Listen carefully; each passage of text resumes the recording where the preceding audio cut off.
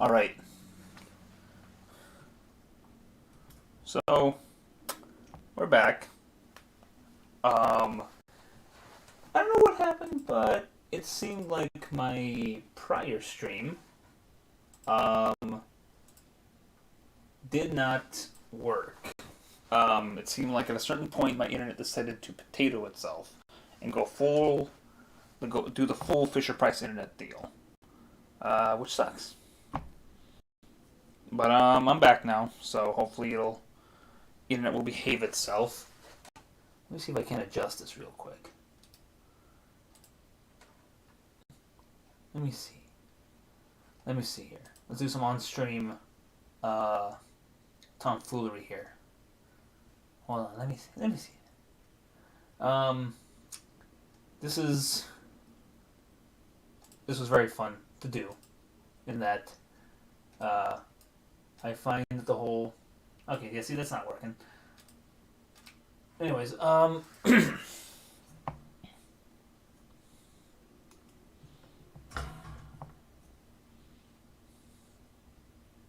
right.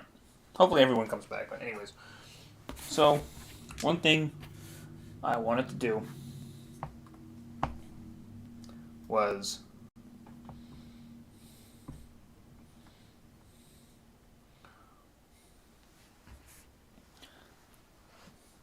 I wanted to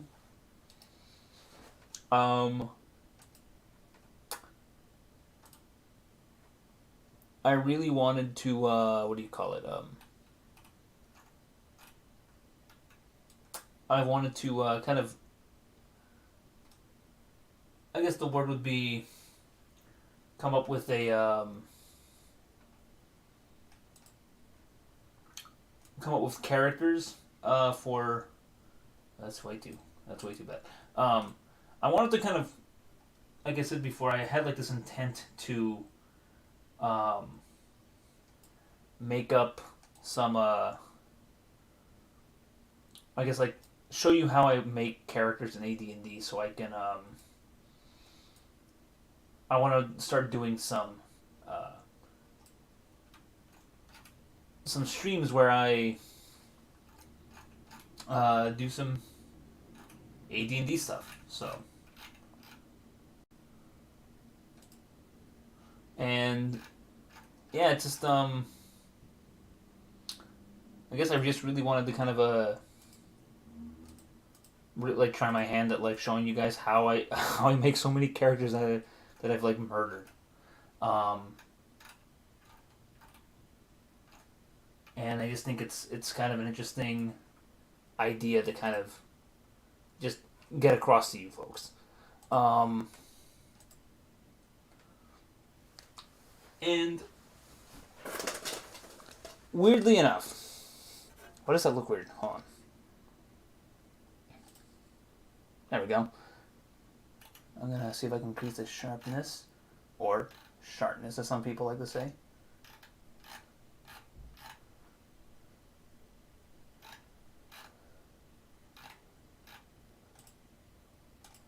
Huh? Weird.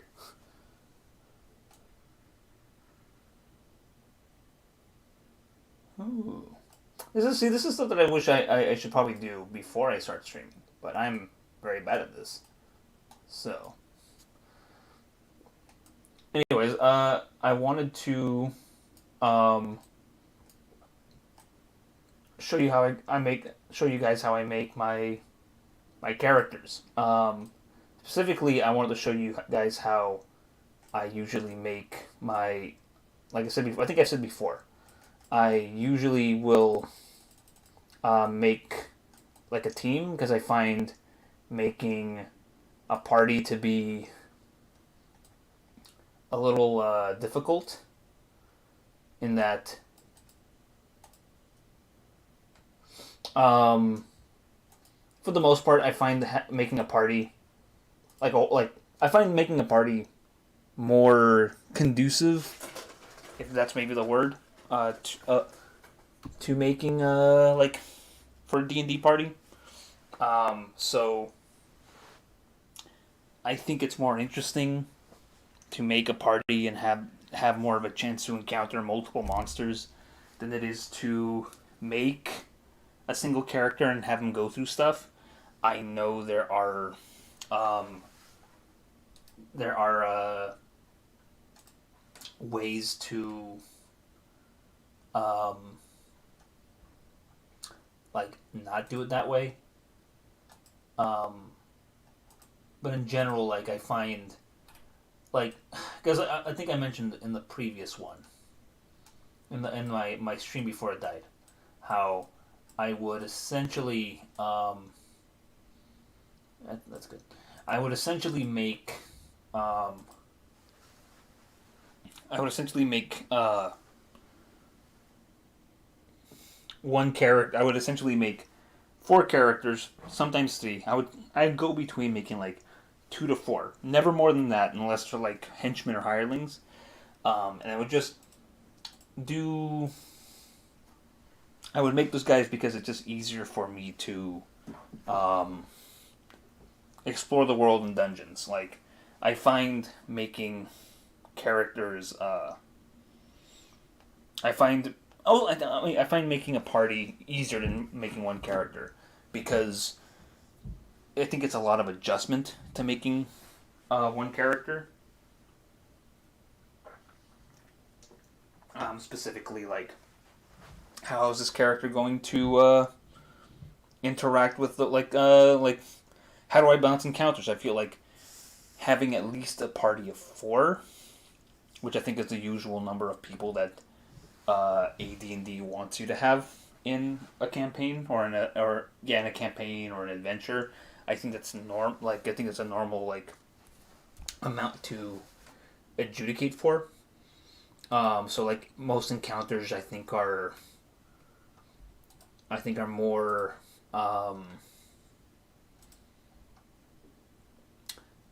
I think they're more geared towards that. So I find that that's ugly. That's better. I find that encounters are built more around um, running like a team of four, minimum. I think maybe if you were to like run a team of three, you would have to like make it less, or try to figure it out for less.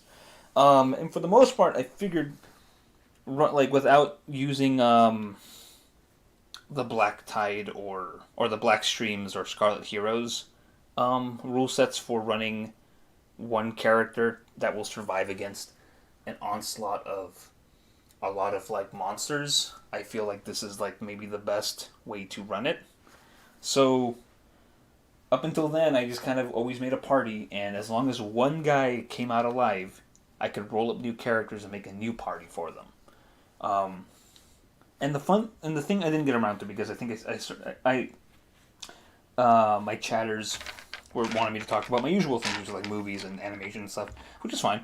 Um, I didn't get a chance to talk about what I really want to, how I really want to run some of this stuff, which was the one thing that I have kind of come to adore with like AD&D is I really enjoy the how it kind of expects you to like kind of run this as like a living game.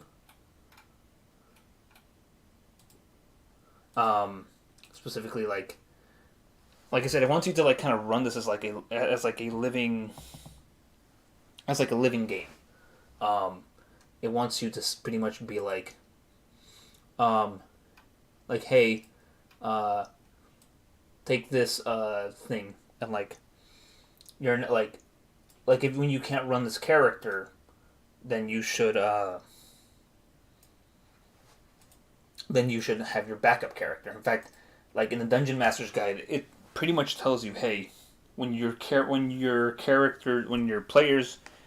have a character that's like has to take a timeout because they're healing up from a previous adventure, instead of having them take over a henchman, have them roll up a new character. The only thing is, those two characters essentially cannot meet. In fact, the idea of running multiple characters throughout like the same campaign world, but just never interacting with each other and going on their own adventures, I think is great. And also the timekeeping, I think, element lends itself pretty well to solo gaming, because I know for a lot of solo RPG stuff, journaling is an important part.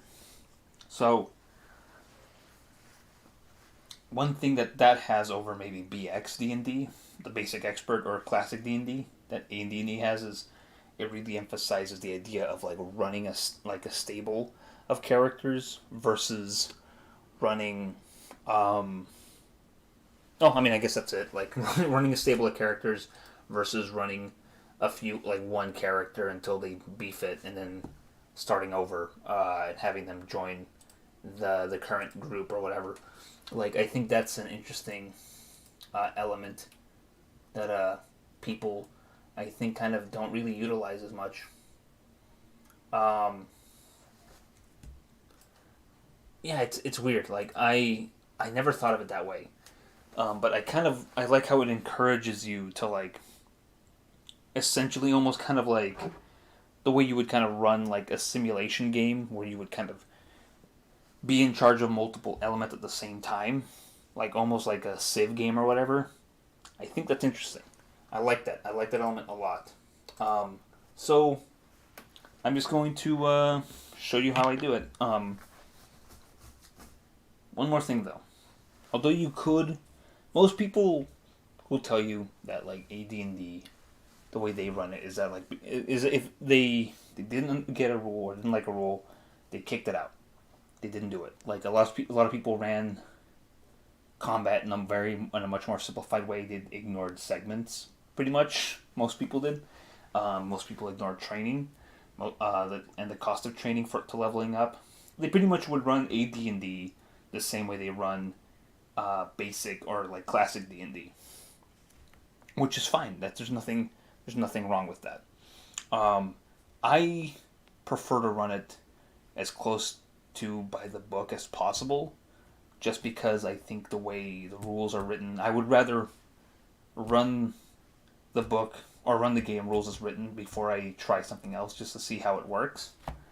Um, Classic D&D pretty much being like the version that was sprouted from basic is very close to original D&D, and although that one is more kind of allows more um, leeway towards the DM, I think for solo stuff, and I think it really requires more effort from solo generators, which is why I kind of like AD&D for my solo stuff now.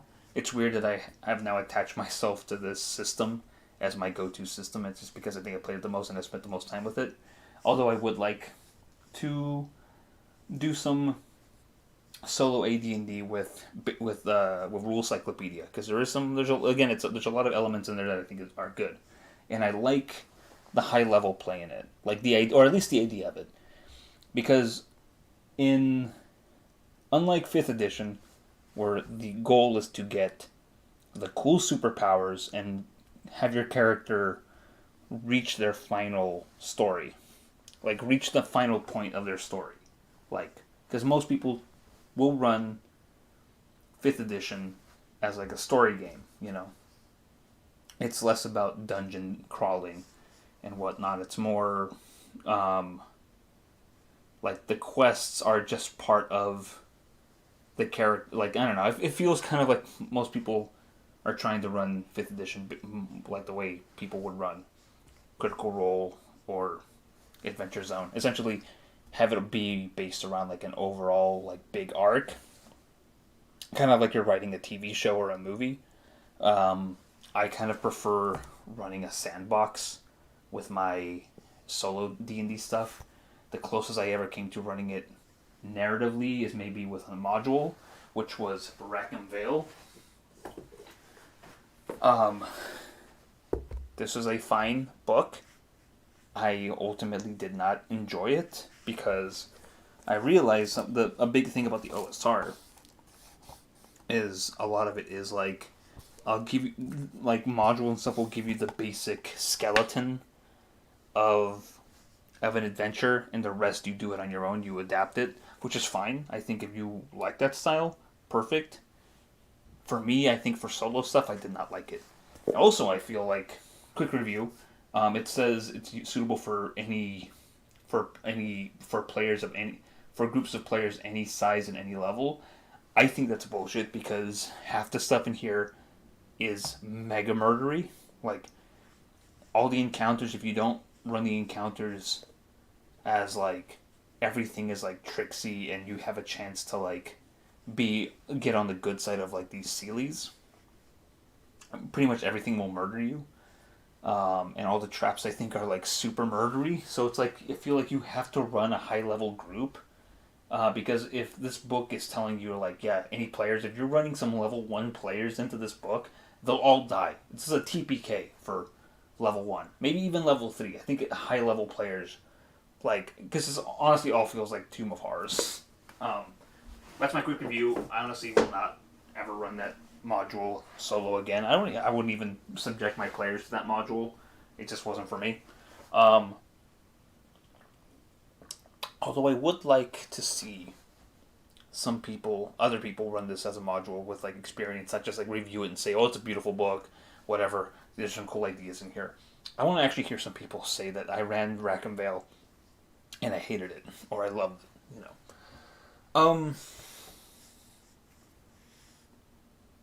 Back to making characters. So, I mentioned earlier that one of the benefits of running Rule Cyclopedia solo, or at least some of the ideas of it. I ran it very briefly with Rackham Vale because the stats and everything are for basic, expert D&D or classic D&D. And Rule Cyclopedia is a collection of all the classic D&D rules in one thing, which is why it's called Rule Cyclopedia. And one thing I like to kind of help with the survivability of it is to like emphasize encounter reactions. And as I mentioned in my previous stream, AD&D, for there to be encounter reactions, you have to essentially spend your part of the round trying to parlay with the monsters, provided you have first round advantage. Because if you have the first round and you don't want to fight these guys and you feel like you can negotiate with them, you do it. And the monsters react to that, and pretty much they're going to either like stop what they're doing or go forward with what they're doing, which is attacking usually. Honestly, the idea of like them parlaying first is also interesting. But as I said earlier, one of the modules here, which is I think has been very valuable to kind of adapting solo rules for AD&D, which is Midnight in Dagger Valley or Dagger Alley. Has some very interesting things, like for example, players when they run these solo modules will never fight more than one monster. So they'll never fight more than one monster. Everything is always one-on-one.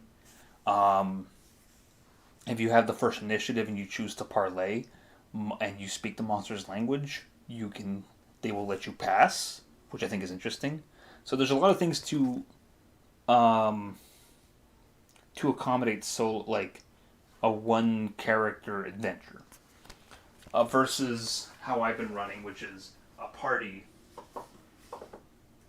usually with 3 to 4 characters, minimum 2, minimum like desperately 1, at least enough to get back to their home base, to their town that they're treating as a home base, or back to civilization really. So, anyways, I've wasted enough time. So, there's a lot of ways to roll characters in AD&D. Dungeon Master's Guide gives you a few. The main one that I think is the best is the one that remains to this day, even in 5th edition, which is roll 4d6s, as seen, drop the lowest. The other methods were, all scores are recorded and arranged as in method 1, 3d6 are rolled 12 times, and the highest 6 scores are retained.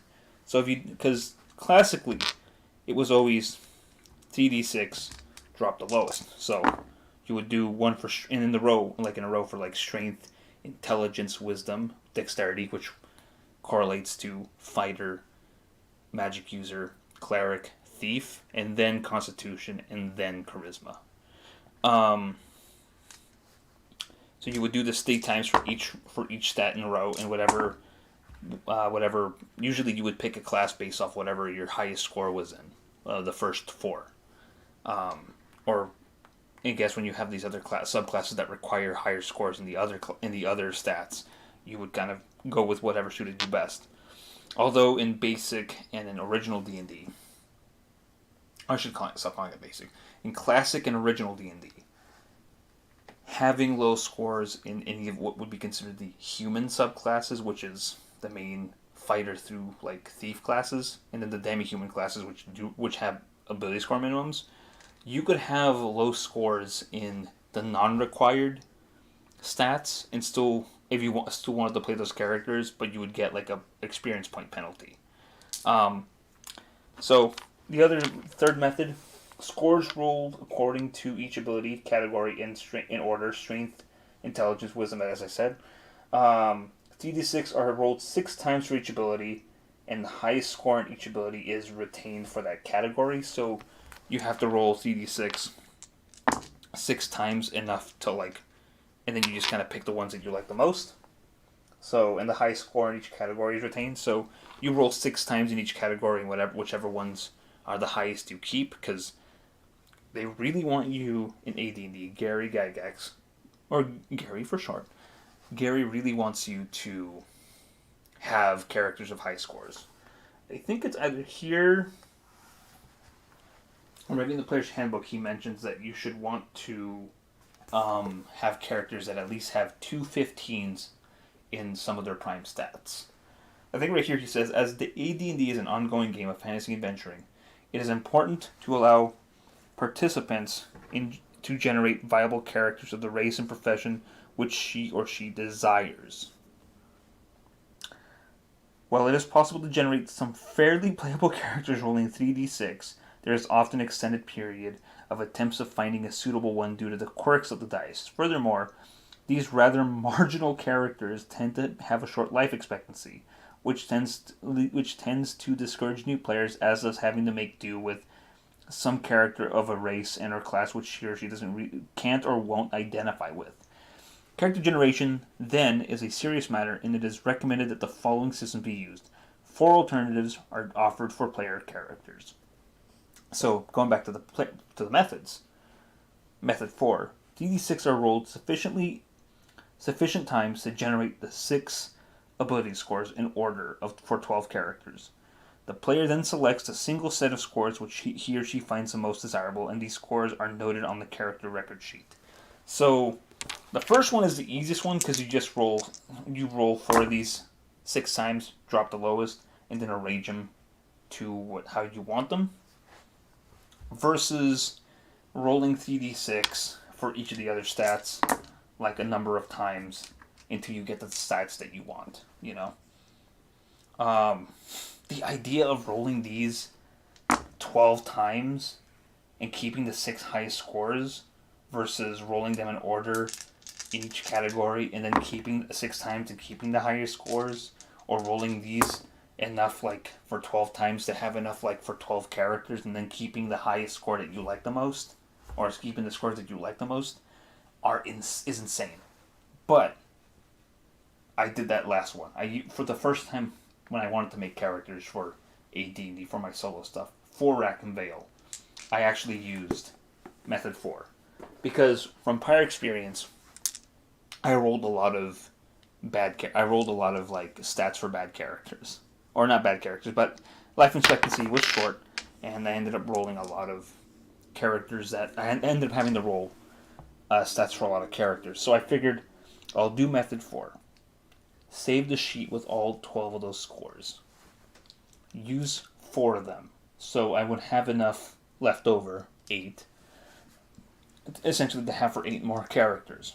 So rather than rolling new characters, I would just go down the line and pretty much take a set of stat scores for the replacement characters and just keep doing that until I was done. And then by the end of that, I told myself, as soon as I'm done having enough of those characters, I would just finish this module as a failure with these AD&D characters and move on to another system. But I kind of realized I liked AD&D a lot, because I feel like the goal of like how hard it is to level up. It's not just automatic. You have to spend money to train. You have to go look for somebody to train you that's like of name level. Um, to do all those things, I feel like those are goals that I like having. So I just stick with it. Even though Rule Cyclopedia, as I said before, once you get the ninth level, the name levels, that becomes like those in itself are goals. Like if you're a druid, or sorry, if you're a cleric, ninth level, you can switch over to druid if you're neutral, or you can build a stronghold and have political power, or you can become a traveling priest. Same thing with like fighters. Like fighters, you pretty much spend all 8 levels being a fighter, getting better, and then ninth level you can either build a stronghold, or become a paladin, an avenger, or a knight, and you have little perks of those, depending on your alignment. So they're all interesting things, and I kind of like how a lot of the end game for these classes are to essentially like become like a master in your class. You know, if you're an assassin, eventually when you get to like level 9, you're gonna want to like start. You become like a master. You become like a true assassin, and then now your goal is to maybe start your own guild. But then you have to John Wick your way, or Kill Bill your way against the other ones. Same thing with druids. Like once you hit like level 11 or like level 9, you start to like there can only be so many druids in the world. So for you to even get to the highest level of druid, you have to fight other druids to get to those levels. So I think that's cool. Those are cool goals to have. um, I kind of like it better than like just having to upgrade your character sheet with like new powers that your class got. Like, oh, I'm a 5th edition druid, so not like of like Circle of the Moon. Here, like my beast shapes are getting stronger and better. I can now cast spells through it. Having to add more and more and then add feats and all this. It's too much record keeping for my taste. Now that I've been able to enjoy what like old school D&D was like, where it was more simplified, which took me a minute to enjoy. Also, I want to apologize for any slurring I do. I did have a an alcoholic drink prior, so this is I guess it's sort of a drunk stream. We'll see how far we get, and how good we do with making characters while I'm under the influence of alcohol. So, anyways, let's start with our character. We're going to make 4 characters today. I'm going to jot them down in my little notebook with their stats. So, 4 characters, 6 stats. That is... Oh no, I forgot math. 16. Right? No. 4 characters, 6 stats, 24. It's 24 stats we have to roll. In each one we get to rearrange. So, but each stat roll that I do will be for one character. So I'm not going to mix and match like I do with the other ones. So let's go with the first one. So 2, 2, 2, and 5. Drop one of these 2s. That's a 9. So right off the bat, we got a 9. Now most people will do this, automatically, or not automatically, will do it in an automated way by using like an online dice rolling character sheet. But I like doing things old school. If I'm gonna work, this is a role playing game, a fantastic role playing game for use with pencil and paper and miniatures and whatnot. And I want to keep it that way, minus the miniatures. Let's see. We got a 6, so drop that 1. Almost lost my thing. So 6, and it's plus 7. That is going to be 13. So far, some decent scores. Anything under 9 is going to be bad. Throw that last one. That was lucky. 8 plus 5, another 13. Might be able to be a monk. I know monks have... No, I'm thinking of the Mystic from Rule Cyclopedia. 4th stat, 5, 6. Oh, wow, these are really good, actually. So I have to drop one of these 5s. So 12 plus 5, 17. I could be a paladin with this guy. 5th stat, 2, 5 minus that, so 12 again. Not bad. I'm not going to say. I think Paladin might be the way I'm going to go with this guy. We'll see. I'll double check. 5, let's drop that 1. So 5 plus 5, 10. So we got our scores for our first character, and we'll rearrange them in a second. So here's character 2. We're dropping that 1. So 5 plus 6, 11, plus 4, 15. Not bad. Again. So drop one of these 3s. So 8 plus 6, 14. Very good. Let's drop that 1. So 3 plus 4, so 3, 7 plus 10. Not bad. I want to see if I can roll up a bard, but I know with bards, it's a class that takes the longest to get to, because it's kind of a prestige class. The whole time you're essentially dual classing, you're switching classes until you finally reach druid, in which that point you are officially a bard. All right, getting a little more crunked here. Let's drop that 2. So 9, 5, 14. This could be a monk. I think monks are 15 in a couple of those, or 14. I'll double check. Definitely a ranger. I think I got some ranger stats here. Okay. 6. Let's drop that 1. 12 plus 4, 16. 3, 4, 5, 6. One more stat for character 2. That's going to be, let's drop that 2 over here. So 6 plus 5, 11. Pretty decent, much higher. See? Although, one thing I will say, which is something that 2nd edition brings, which I think 2nd edition, because they were going to pretty much start cutting out the classic D&D rules, or what used to be known as the D&D system, versus the AD&D system. They made the first method the classic 3d6 down the line. So I find it weird that find it weird that they went back to that. They adopted that for 2nd edition. And I think it's because some people prefer having the kind of randomization, the see where the dice lead you for what character you could be. I think that's an interesting way to look at it, which is I think also why they kind of lower some of the ability score minimums for some of the classes. But it's funny how that one and the 4d6 drop the lowest. They do bring up how the difference between the two is that rolling 3d6 on the line implies that your characters, it gives you average stats. And whenever you roll a character with above average stats, that character is obviously very special and should be treated as such. But it's interesting how, in that version, they look at having 4d6 drop the lowest as an example of, with this line of thinking and character creation, it's in this, camp of adventurers, player characters in D&D are above average. They're above, they're not normal men. They're like a special group of people. They're special. They have higher stats. They're not the average person. Versus 3d6, which is more about, this is the average man. And the people who are adventurers are rising from being average to being above average and being these great heroic adventurers or villains. These great villainous adventurers, depending how you want to play.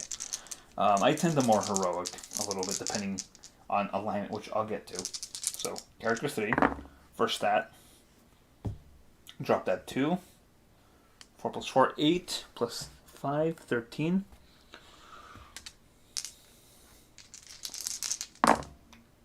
Same, pretty close again. Let's drop one of these 2s. Specifically that. 5 plus 5, 10. And plus 2, 12.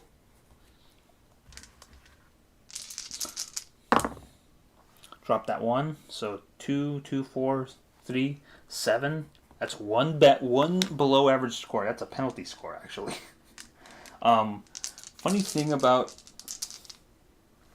this is that, I think you could, like I said earlier with Rule Cyclopedia, you could definitely play a character that has a score in a bad, has a low score in their prime requisite stat. So like if you're a fighter, but if you want to play a fighter, but you have a 6 in your strength, you can still be a fighter, but you're not going to be as good of a fighter if you had like over a 9, like had like a 9 or better. So you won't progress far. In fact, you'll progress slower.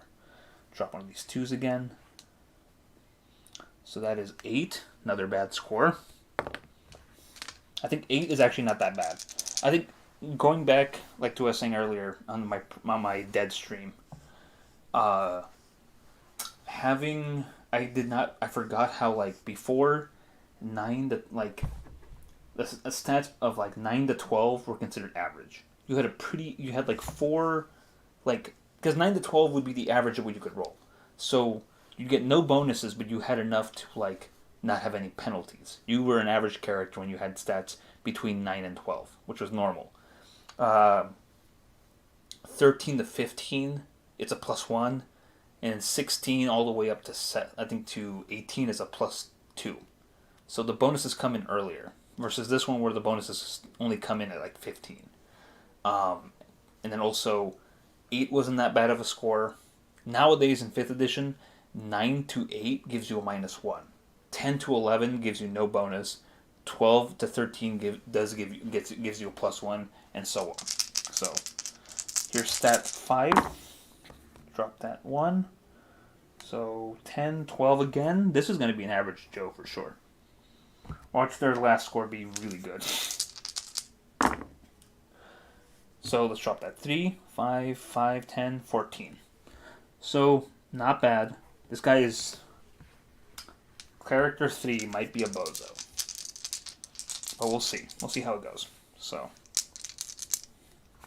I'll put that right here a little better. There you go. That's the stats we're working with right now. Here's character number 4. Drop that 1. So 7 plus 5, 12. So far, so good. Like I said, if we were doing Rule Cyclopedia, I feel like this would go faster because we'd kind of right off the bat know what kind of character to pick based off what was the highest. Let's drop one of these 2s. So 6, 8, and then 14. That's another 4. Another 12.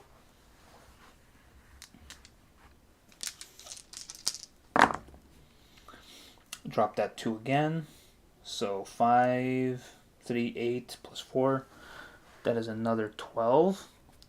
That's a lot of 12 actually. I hope I'm doing this math. Yeah, I'm doing this math right. See, 12s in a row. That's not bad. -1. So that's 9. Not a bad score, but not a lot of positives. This is an real average dude. This is like NPC level. So let's drop that 3. That's 11. 14. First high score. Followed by last one. Drop that 1. Keep that 1. So 10. Okay, so we got our scores now. We have... Let me adjust the gamma on this a little bit. I hate how bright this is.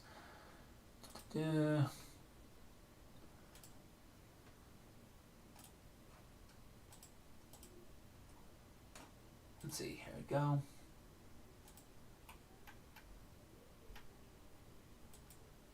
Oh, that's not bad.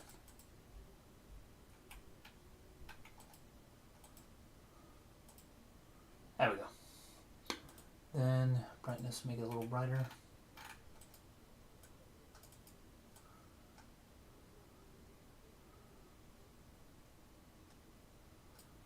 There we go.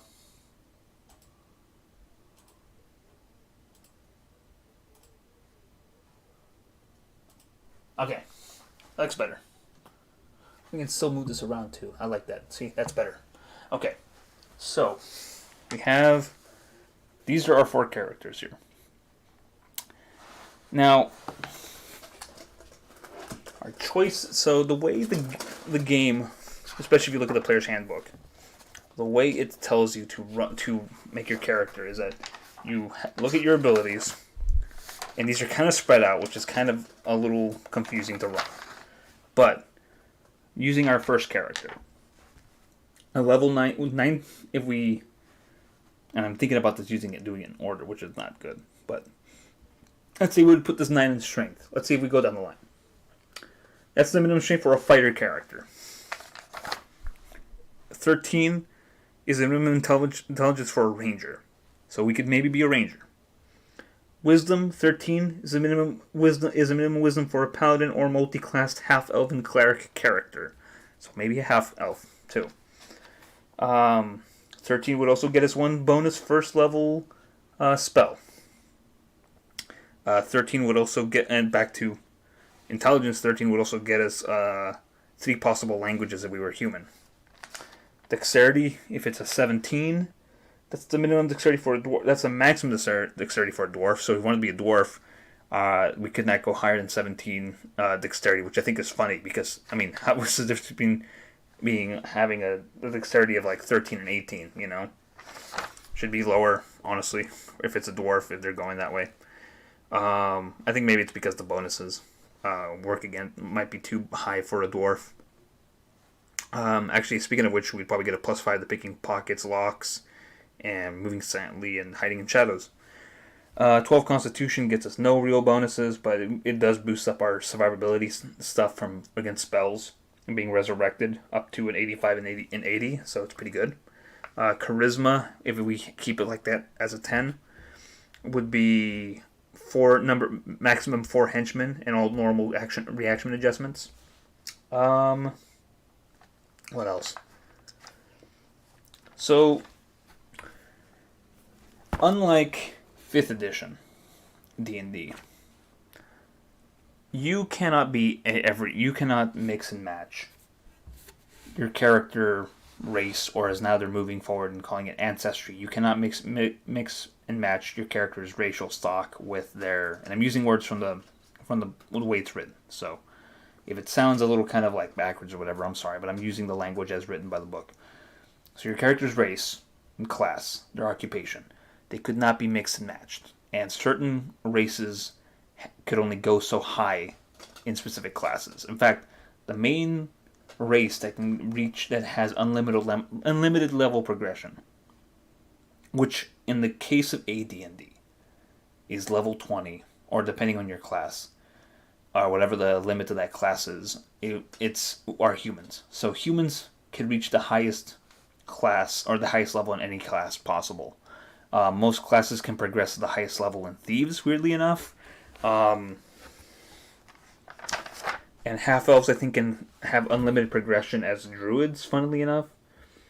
Halflings or half-orcs have unlimited progression in assassins, so they can reach the highest level as that. But I think someone said it best, that half-orcs are like because they're sort of like, before tieflings came along, half-orcs were kind of like the anti-hero class, or the class that everybody hated, or the race that everybody hated, because they were like literally half-orcs. They were the result of horrible implied forced breeding between orcs and non-orcs. So they were born with a chip on their shoulder, much like tieflings were introduced in 2nd edition. But anyways, so not every class can be everything, and you can see here in the maximums here, including, and it's not just not every class can be every class, but also, I mean, not every class not every race can reach the highest level in every class, but not every race can be any class. For example, dwarves cannot be clerics or druids. They can't be paladins or rangers. They cannot be magic users.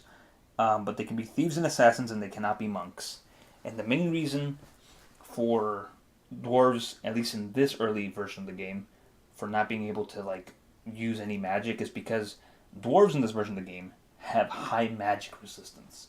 So if they have a high magic resistance, it would kind of go in with this idea that they just can't use magic because they resist magic. Their bodies are pretty much foil magic, They resist it. So even if they could be magic users, which some people, I think later on, there have been cases of it. I think you do get that option later. I think specifically in second edition, they start giving you an idea of how a magic user dwarf would be. Um, in this case, you don't get that use, but I think it's because, or what I'm trying to get is, even if your dwarf could be a magic user, they'd have to be very special and have like the lowest magic resistance to even be able to like cast like a first level spell. Is I think what they're trying to imply. So it's just off the table. Um, Elves can be fighters and magic users, as well as thieves and assassins. Gnomes make their appearance in this game. They can be fighters, they can be thieves, they can be assassins, and they can be illusionists. Half elves can be pretty much any class, minus paladins, or illusionists, or monks. But they can be any other class, and they can multi-class almost every class of them. I think half orcs and half elves, because of their half human heritage, allows them to multi-class more characters, including triple multi-classing specific characters, and with clerics too, that other classes couldn't get. Halflings could be fighters and thieves only. Everything else is off the table. So if you're a halfling, you get these cool bonuses for stealth and stuff, but you cannot. You can only be a fighter. You can only be a thief. Half orcs can be clerics to a very low level, fighters, thieves, or assassins, and they can multi-class those. And humans could be everything. So, with that being said, now, if I just wanted to make this an all-human group, I could just ignore and just arrange these to whatever class I want them to be. Just pick human. None of these maximums or minimums matter. But I want to have this kind of group be a little bit diverse. So, looking at these, seeing what I can do, we have to pick our race first, and then we pick our class second. Which I think is how it works in 5th edition too. You get to look at your races, and you get to pick your classes. Take another swig. So, if I wanted to be a dwarf, my minimum strength. Also, another thing too, this game does give you the minimum and maximum for genders of each race. So, and unfortunately, a lot of it does steer towards female versions of your characters will be slightly weaker by a couple of points than their male counterparts. I think a good example of this is, oh my god, actually, gnomes, weirdly enough, they can have an 18 strength, which is normal, maximum, but their minimum for a female gnome would be 15, which is kind of crazy now that I think about it. But female half-orcs can be as strong as male half-orcs. In fact, they're pretty much equal down the line, which is cool. Most of the other characters seem to have, I think for the most part, strength is the only place where there is like a big, they put like a lot of differences in for the female and male characters. So it's it's an old. This is a game by a man who made it in the 70s. All right, like it was a product of its time. And 2nd edition quickly did away with that. And even the basic set and rule cyclopedia. Classic D&D doesn't even have this.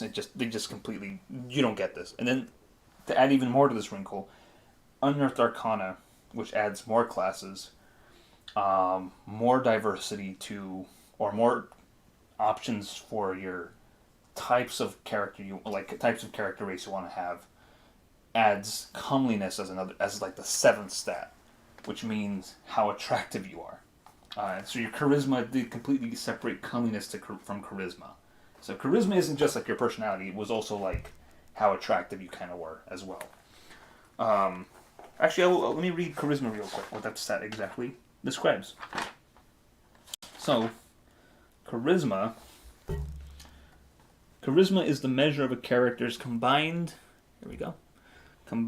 physical attractiveness, persuasiveness, and personal magnetism. Generally, non-beautiful characters can have a high charisma due to strong measures of the other two aspects of charisma. It is important to all characters as it has an effect of dealings with others, principally non-player characters. mercenary hirelings, prospective retainers, and monsters. It absolutely dictates the total number of henchmen a character is able to retain. It affects the loyalty of all hirelings and retainers, and it is the key to leadership. The following table expresses the facts regarding charisma. So, charisma isn't just your personality, it also dictates how attractive you are, as it said. So, anyways, I think with these stats, because a 17 is, I know, is a big one for having a paladin, and I might go with that. But if I also remember correctly, I could possibly, no, I couldn't. I was thinking maybe I could also be an illusionist, which is a subclass of magic user. They focus more on illusion magic, which they get some of these powerful illusion spells at level 1, but in a much more weaker version, I guess. To be an illusionist, you need a 16 in your dexterity and a 15 in your intelligence, and you can only be a human or a gnome. But I'm thinking paladin, and specifically paladins. A fighter character is a paladin is a fighter subclass. But unlike normal fighters, all paladins must begin as lawful good in alignment, and always remain good or absolutely lose all the special powers which are given to them. They have both fighting abilities and limited spell powers at high level. To become a paladin, a character must be human, have a strength of no less than 12. So, we got that. A minimum intelligence of 9. We got that. A wisdom of 13. We got that. And a minimum constitution of 9. Also good. And no less than 17 charisma. We're good. Both strength and wisdom in excess of 15. He or she gains the benefit of adding 10% to the experience points awarded by the dungeon master. So we had our strength and charisma, our strength and wisdom as 15, we would get an extra 10% when we would get our XP at the end of every session or adventure. Law and good deeds are the meat and drink of paladins. If they ever knowingly perform an act which is chaotic in nature, they must seek a high level 7th or above cleric of lawful good alignment, confess their sin, and do penance as described by the cleric. If a paladin should ever knowingly and willingly perform an evil act, he or she loses the status of paladinhood immediately and irrevocably. All benefits are then lost, and no deed or magic can restore the character to paladinhood. He or she is ever after a fighter. So if this character, who's a paladin, decides to do something that would be considered evil, and yes, this version of the game uses the 9 axes of lawful, chaotic, neutral, good, and evil, and all the combinations of that. If this character who is lawful good does anything evil, especially if it's knowingly, if it's by accident, they can always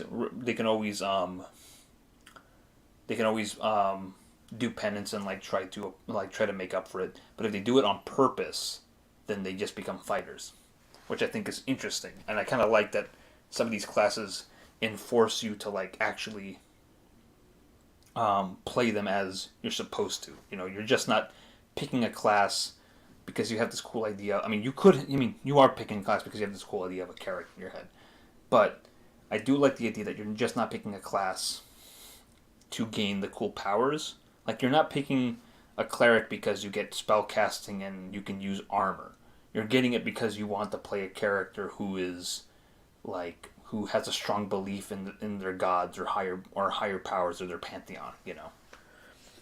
Benefits of the paladin are detect evil up to 60 foot distance as often as desired, but only when the paladin is concentrating on determining the presence of evil and seeking to detect it in the right general direction. Make all saving throws +2 on the dice. That's really good. Immunity to all forms of disease. The ability to lay on hands, either on others or on his or her own person, to cure wounds. This heals 2 hit points of damage per level of experience, and the paladin has attained. But laying on hands can be performed but once per day. So cool. I can give somebody 2 hit points of damage per level. So at level 1, just 2 hit points, and they can bring him back up. Number 5, the ability to cure disease of any sort. This can be done once per week per 5 levels of experience. the paladin has attained, i.e. levels 1 through 5, 1 disease per week, at levels 6 through 10, 2 diseases at levels, etc. And then 6, continuing emanation of protection from evil, see character spells in a 1-inch radius around the paladin. Now, inches mostly refers to distances in this game, because they're assuming you're using miniatures. So, 1 inch, depending on whether you're indoors or outdoors, could either mean 10 feet or 10 yards around the paladin. So, furthermore, at level 3, the paladin gains the power to affect undead and devils and demons as if he were a first level cleric, and this power goes upwards with each level experience and the paladin that the paladin gains. So at level 4, the effect is of that of a second level cleric. At level 5th, it's third level, etc. So that's cool. At third level, we get turn undead. At 4th level, at any time thereafter, the paladin may call for his warhorse. This creature is an intelligent. Let's see. Hold on. Where am I? Intelligent heavy warhorse with a 5+5 hit die. 5+5 hit points. Sorry, 5+5 hit die, so it's 5d8 plus 5 hit points. AC 5 and the speed of a medium warhorse, 18 inches, or 180 feet, 180 yards, or really 180 feet, or 18 miles if we're per half day, so 36 miles in a day. It will magically appear, but only one such animal is available every 10 years. So that if the first is lost, the paladin must wait until the end of the period for another. So, level 4, you get your magic warhorse, your magic super horse, and if that horsey dies, the paladin has to wait 10 years for another one to show up. And this game, like I said, is about timekeeping and is a living game. So, the fact that it says, oh, you gotta wait 10 years, it's not like a time skip thing. Like, the longer you play this game, like, I think a good example is, I think there's a point in the Dungeon Master's Guide where it encourages you to essentially keep running the world of the game in between sessions. So every session is an adventure, right? Or like a dungeon or an expedition. So by the end of that session, your characters should be back in their hometown, resting and away from danger. You don't want to end the session while they're in a dungeon. Because if you do, and if you guys end the session, they literally have to spend a week in that dungeon, and by then, when you come back to the game, they're dead. It's kind of like Animal Crossing in a weird way. Like I said, it's a living game. Gary Gygax wants you to treat it like a living game. And I kind of go by that rule as well. To the point where I bought a little, like, not a calendar, but a little, like, monthly planner. So every day in a month, I like mark down what happens. I keep like a journal. So if like for example, March 27th, I had 2 characters named Paulette and Rudiger. They go to this place called Vohall. They have a bugbear encounter. Wentworth, their Rudiger's henchman, almost dies. They're in line on April 1st, April Fool's Day on Saturday. The party is resting and waiting. Another character who I had from another group named Oleana, who's a ranger, she at this point was captured and enslaved by Nixies. So every 2 weeks, Oleana gets to do a save against spells to see if she breaks from their charm and gets freed from being a Nixie slave. She failed this one. She gets to try again on the 15th, and so on. So I keep like a little planner, like I keep like a little journal for every day to make sure, because like I said, I do want to treat this like a living game, which is why I kind of like how AD&D, I can kind of come back and leave it and be like, all right, where in the timeline are we at here? So I think with all that being said, I don't want to go too far. What's the last thing on the paladin here?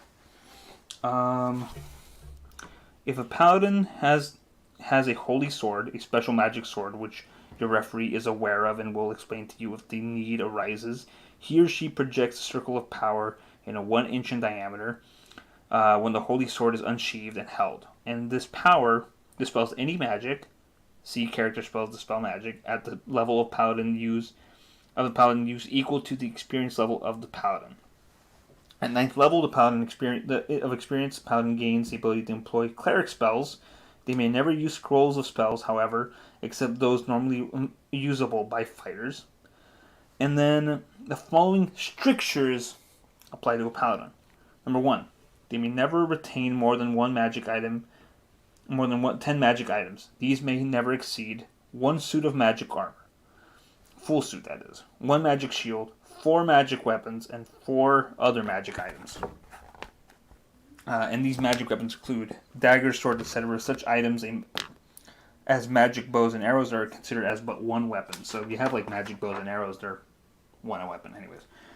Number 2, they will never retain wealth, keeping only sufficient treasures to support themselves in modest manner, pay henchmen, men-at-arms, and servitors, and to construct or maintain a small castle. Your DM will give you details as is necessary. Excess is given away as is the tithe. An immediate tithe, 10% of all income, be it treasure, wages, or whatever, must be given to whatever charitable religious institution, not a clerical player character, of lawful good alignment if the paladin elects. And then number 4, paladins will have henchmen of lawful good alignment and none other.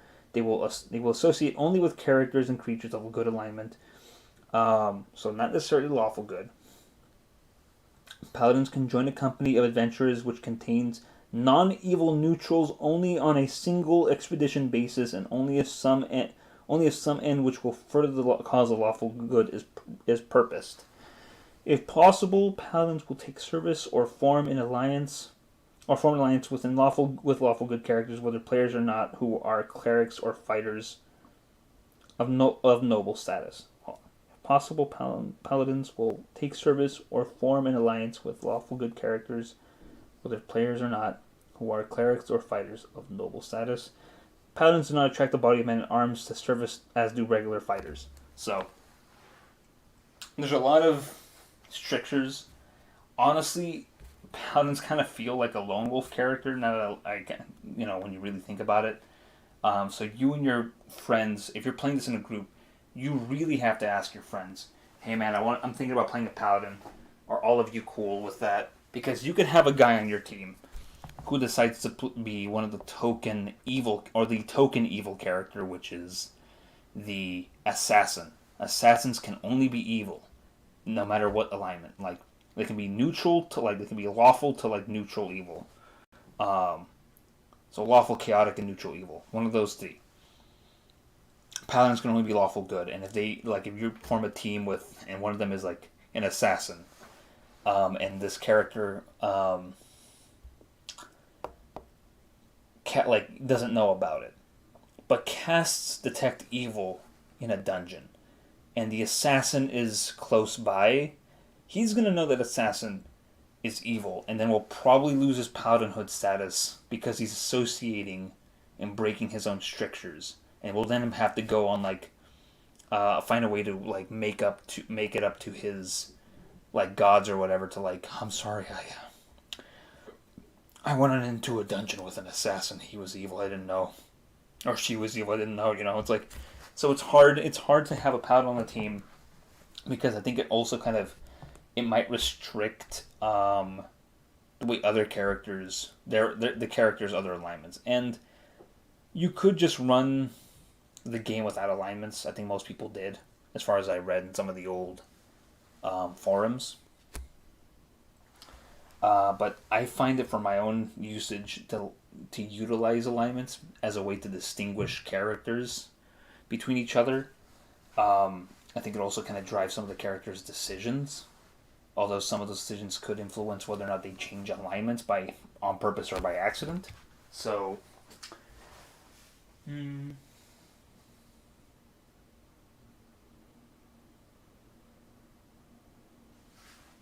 so if I pick this paladin,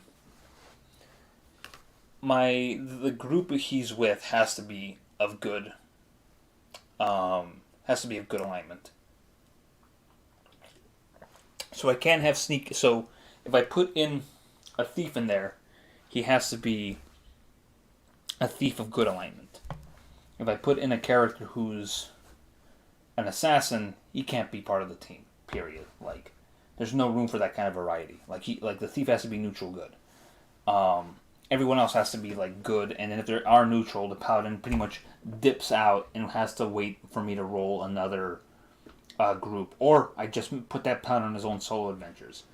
But that's a 17 in charisma that I rolled, or a 17 I rolled as one of my stats. So I'm highly leaning towards having this character be a paladin, just because they're so rare in the world, and they have like a D10 for their hit die. Which also, another thing, you don't, unlike 5th edition, although I think some older players who play this game will tell you that they just gave, like, DMs who just let their players have like a full hit die at first level for survivability. I do like having the character rolling my character's hit points. So if I make this character a paladin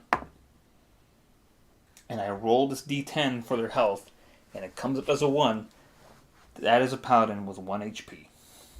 So that's a problem. Although usually I think in my head, if I'm playing with players with this game, my rule is that I won't, if they roll a 1 as a fighting character, I make them roll it again, because having a fighter with 1 hit point is insane. But if they roll it a second time and it still comes up low, they have to keep it. No mulligans after that. So I think what I'm going to do, I'm thinking I'm going to have this character be wisdom. The other option I think that would be good. Oh, but I don't have any 15s. Never mind. I think it will make them a paladin. So, just because I think I've only rolled one other character and they ended up dying. That was a paladin. So, it's going to be 13 in strength. So they're going to be human. So they don't get any stat bonuses or penalties from being a paladin. So level 1. And then XP will be 0. And put that over here. So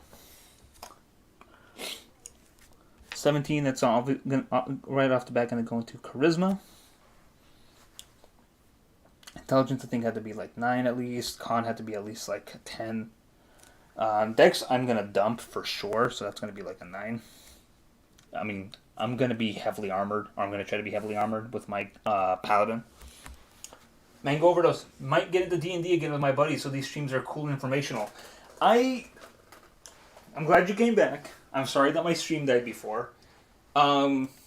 I do think D&D is fun, but I think you have to pick an edition that like you and your friends like. I think 5th is a very good way to get into it, but my only problem with 5th edition is that it's very player friendly and not in DM unfriendly. Because I think... Also, hello, I'm about to take that fat sleep, but I just want to say hi again. No, please, take your fat sleep. I'm just glad that you came back, because I felt so bad when my stream died prior. But I'm glad you came back to say hi. No, I was just explaining that, like, one thing I kind of now dislike a little bit, at least for my own device, at least for my own needs, about 5th edition is that I don't like that 5th edition, because of the way it's been portrayed in the media by, like, Critical Role and, like, the Adventure Zone. Makes it super story-based, so now as a DM, I have to essentially... Someone said it best, is that a DM essentially has to be, like, a showrunner and make sure that everybody in their... Like, all their players, their characters get their cool character story arcs. I think even Tav kind of... I mean, Tav loves it. Like, he loves this stuff, so he's, like, the perfect 5e DM. But for my own purposes, I'm not as big of a fan of it as possible. Or I'm not as big of a fan of it, so I kind of don't like it. But at the same time, my players in my work game are hack and slashers, so honestly, it's much better for me. Also, no problem, Lol. Sucks that your last stream went down. Yeah, it sucks. But it's still there. I mean, I think it's in my... If you look at my lives, it's there. Or at least my stream playlist. What was I saying before? But okay, so So I'm putting my 17 in charisma because I need to have that. Also, I would like to, I think it would be cool to hear how your D&D games go down. Specifically, when you play D&D, were you a player or a DM when you did it? While you answer that, let me finish this. So, yeah, Wisdom for sure has to be a 13. Int has to be 9. Con has to be 9. It's weird that Con has to be at least a 9, so they don't want you to have any kind of penalties with that. No more than... Okay, so 12, so I'm good with that.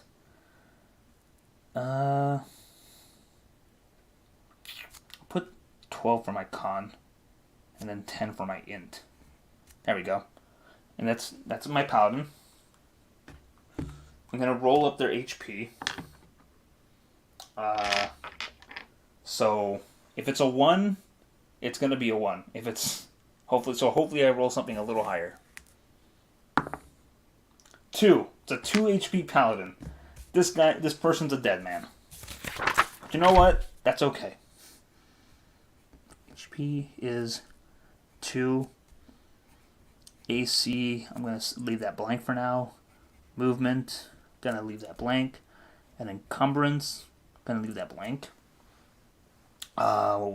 There's also like age and everything, which I'll deal with later, because these characters do have an age, because there are monsters that affect their age as their means of attack, and also your character does have like a maximum lifespan, so your character will literally die if they get too old.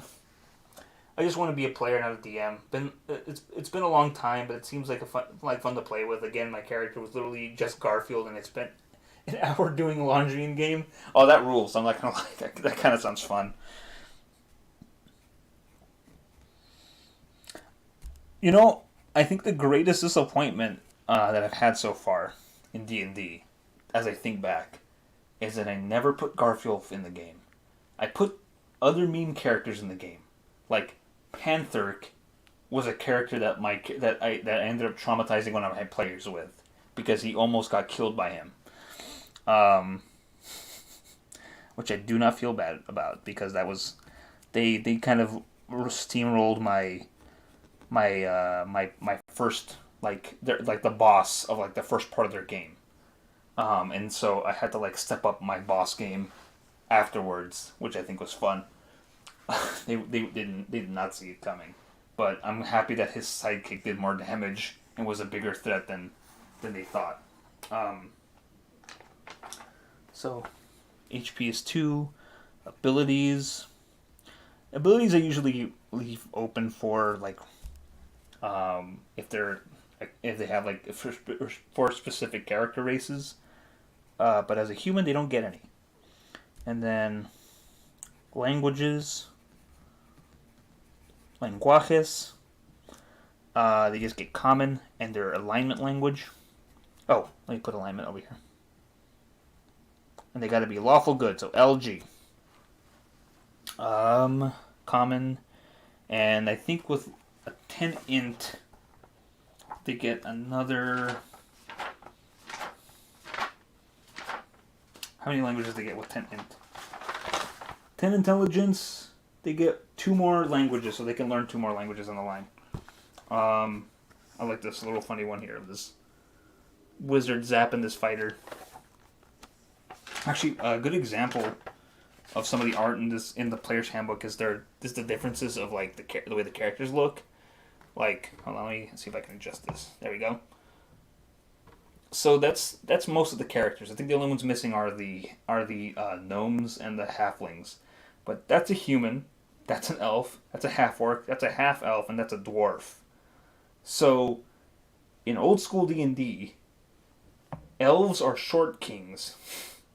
Like, elves we all think of as like the Lord of the Rings elves being like tall and like willowy, but back then elves were like short. They were like around 4 to 5 feet tall, which I think is hilarious.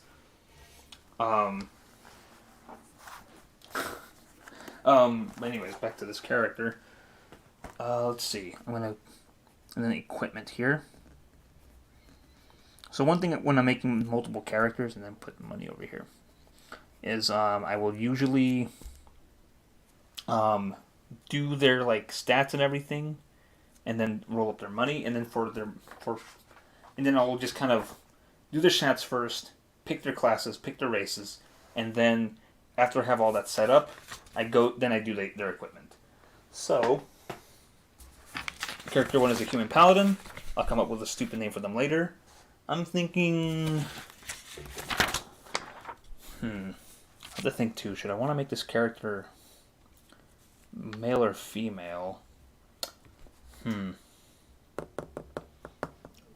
Normally, I used to have a system for coming up with character names. Specifically, I would I would like essentially have like a specific like regional theming name. Like I think for my basic fantasy stuff, all my human characters had Roman names. All my elf characters have like nature names. All my dwarf characters have like Germanic or Scandinavian names, and all my halfling characters, which is the last race in that group, have more kind of like Britishy names. You know, they kind of go with the Tolkien thing. But recently, I find that I just kind of keep coming up with weird names. But I think for this one, I'm going to pick a French name because they're a paladin. I think for this campaign, I'm going to have all my humans have French names. I'm going to have the areas have French names and locations. And then I'm still going to stick with the same thing for the other characters. I think a good name, you know what, I'm going to roll a d4. And if it's 1 and 2, it's a male character. If it's 3 and 4, they're female. That's a good way when I can't think of things. I'll just roll a random die. 1, they're a dude. Their name is going to be Alexandre. So, Alexandre. There we go. The human paladin. So that's character 1. I'm going to hit the sack now since I got class in the morning. I'll be sure to watch the VOD tomorrow. Though, ciao, Mr. Enriquez. Thank you, Mr. Mango, Mr. Overdose. Enjoy. I hope you do good on your class. You better get good grades. And thanks for stopping by. You can see what kind of tomfoolery I get up to with these other characters. But thanks again, man. Really appreciate it. So, character 2. Strength. Let's see. I think what I'm going to do, I'm going to just start doing it the same way I did with the other ones and have like have it right here instead of what I did below it. So, I have a 14, 15, a 10, a 14, 16, and 11. So, I could be an illusionist. Because illusionists have 15 and 16 for their main stats. But I could also be a ranger, because if I'm gonna have a paladin, I should probably have more good characters in it. Unfortunately, I will not be able to roll up an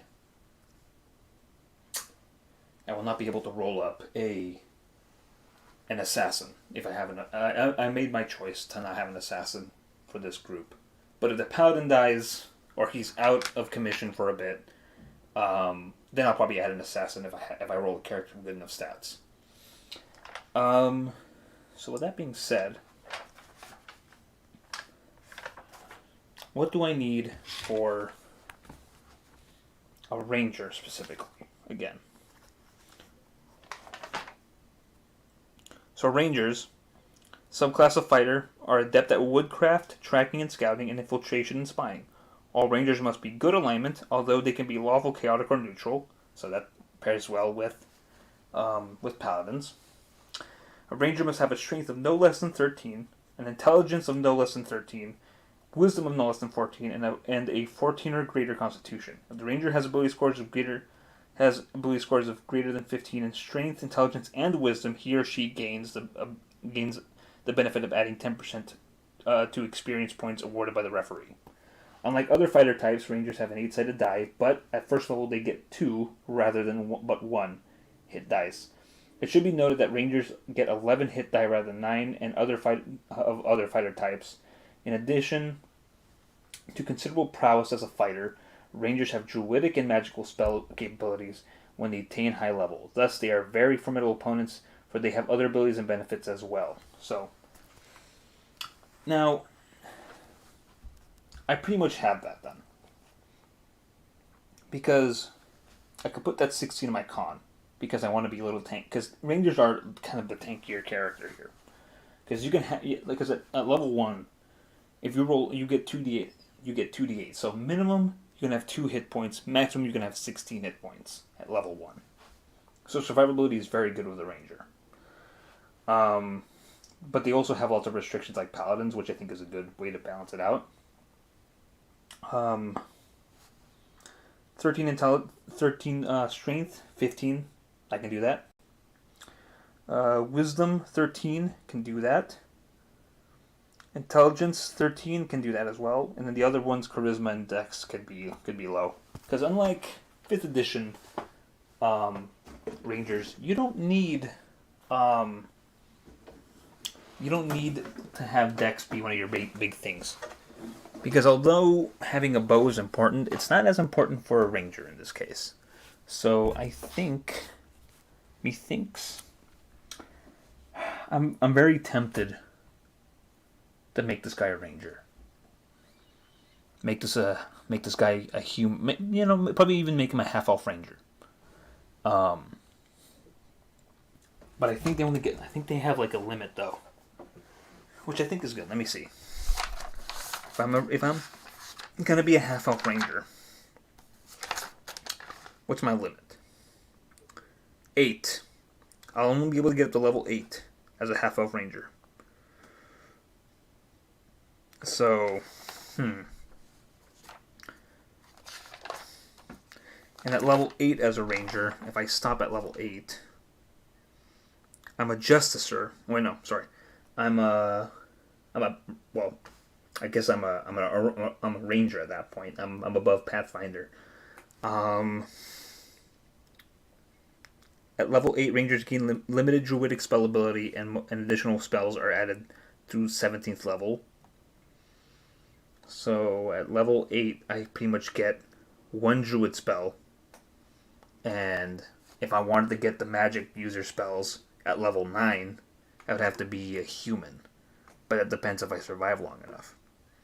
So if I'm a half-elf, I'm pretty much capping out Ranger at level 8 with my druid spells. And then I don't get to be a Ranger Lord and get a bunch of get a stronghold and followers, unfortunately. So I'm gonna be kneecapping a lot of the stuff that I do as a Ranger if I pick half-elf. But would I be able to... Interestingly enough, though, it says the game assumes that only... Because I'm thinking, could I multi-class this character to make it up for it?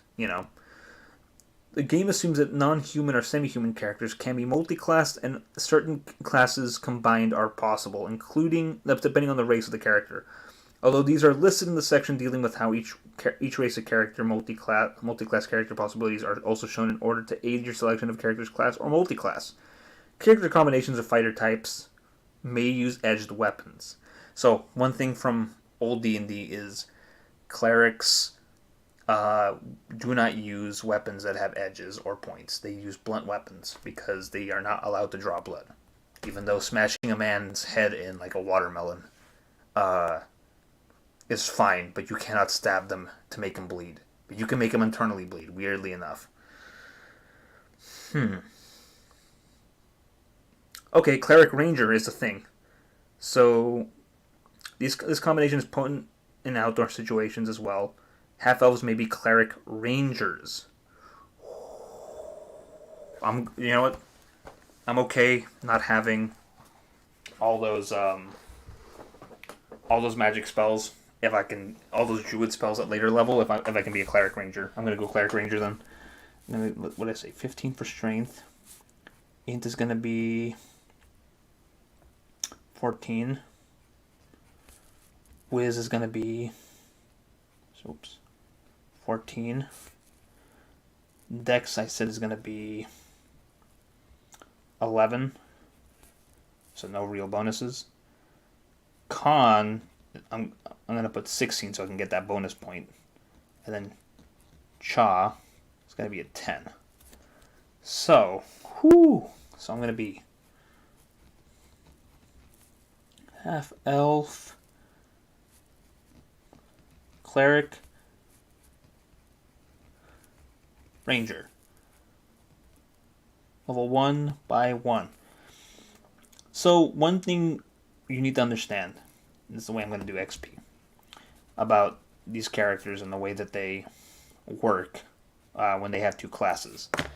In modern D&D, in 5th edition, when you multi-class, you pretty much sacrifice a level to become a second class, to take on a second class or a third class. And that's based off of the idea of how dual classing for human characters works in AD&D. Sorry. Essentially, but whereas in dual classing, you immediately stop leveling up in your current class or in your previous class to take on a new class. So if you're a fighter and you want to dual class into thief, you stop leveling up as a fighter forever and you only move forward as a thief. That being said, it's not a cumulative level, unlike 5th edition. Because in 5e, when you multi-class, your level, it's cumulative. So you only reach level, when you reach level, like the classes that you're multi-classing in have to equal 10 total. So if you're splitting it down the middle, you can be a fighter level 10 and let's say a magic user level 10. So total your character level total is 20, but it's 10 in each. Dual classing, not at all, because that's how bards work in this game. A bard is a dual class that you work stupid hard to get there.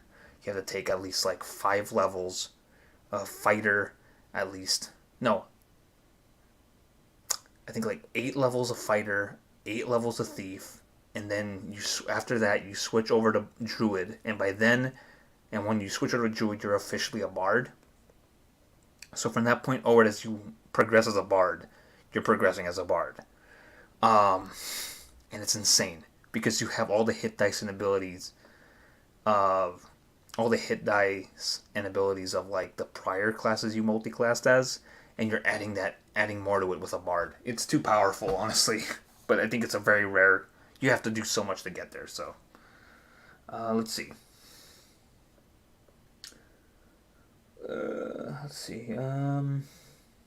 Reversion to the former class negates all experience potential for the new class with respect to the course of recent activities, i.e. the adventure during the original profession functions were resorted to. That's interesting. When the character opts, let me read a little bit about dual classing, or two classes.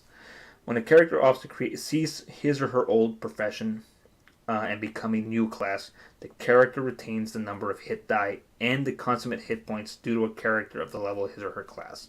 However, all other functions of the character are at first level of experience. For that is his or her ability in the new espoused class. Furthermore, if during the course of any adventure the character resorts to the use of any of the capabilities or functions of his or her former class, the character gains no experience for the adventure. Having switched classes, the characters must perform strictly within the parameters of his or her new profession. A reversion to the former class negates all experience potential for the new class with respect to the course of the recent activities, i.e. the adventure during. So, if you have a character that you want to do two classes with, you want to dual class with,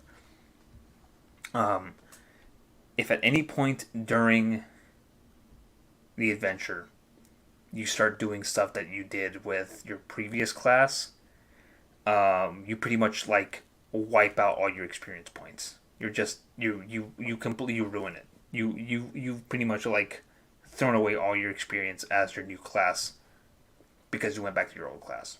So if you're like a fighter magic user and you decide you're going to become a magic user for a little bit and you start doing fighty boy stuff like wear armor and become a frontliner, you pretty much like are you pretty much wipe out your XP. Even though I do think if you're defending yourself as a magic user, I think specifically if you start using your weapons and armor you use as a fighter, you wipe out your experience points as a magic user. So if you are gonna have to fight, if you do fight, you have to use the weapons of a magic user, specifically like a staff, a dagger, or darts.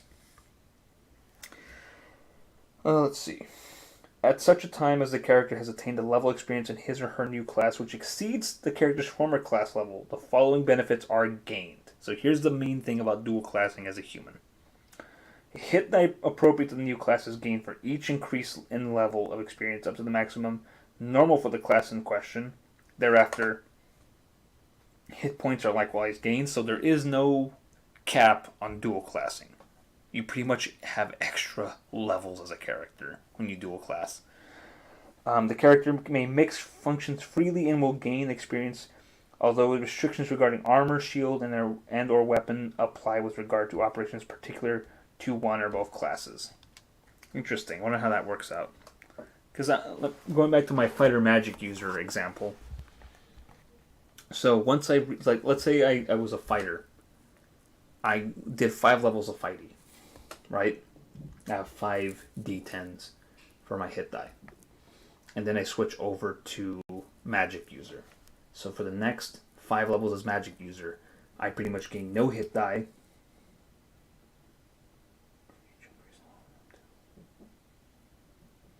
Let's see.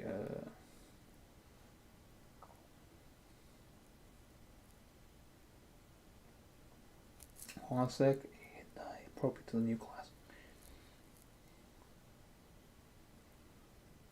Okay, so if I'm level 1 after having 5 levels of fighter in magic user, when I reach level 5 as a magic user, I can start gaining hit points or hit die as a magic user, and will just continue to gain hit die as a magic user, even though I've already buffed up my HP with fighty levels and earlier on. And also, so once I reach level 6 as a magic user, after having 5 levels of fighter previously, I can now switch between fighter and magic user and start getting hit die as a magic user. Actually, here's an example. A character with ability scores of 15 strength and 17 intelligence, 12 wisdom, etc., has begun as a fighter. After attaining 6th level, the character switches the character to magic user. This allows the character to retain 6 10-sided hit dice, but in all other respects, he or she must be a first level magic user, wearing no armor and carrying those weapons usable by his or her new class, and using spells to combat opponents. When the 7th level of experience is gained, however, the character gains a 4-sided hit die for additional hit points he or she can sustain for the new level. Furthermore, the character can now carry but not wear armor and weapons normally not usable magic users, and resort to their use if the need arises, and not be penalized in respect to experience as a magic user. For he or she has already surpassed in the new class the disciplines of the former. Thus, no harm accrues to his or her experience as a magic user. Note that does not allow spell while used in armor clad, such as an elven fighter magic user is able to do. So, if I were to... So, that's a funny restriction. So, I could be a human fighter. Go start and be a human fighter for a few levels.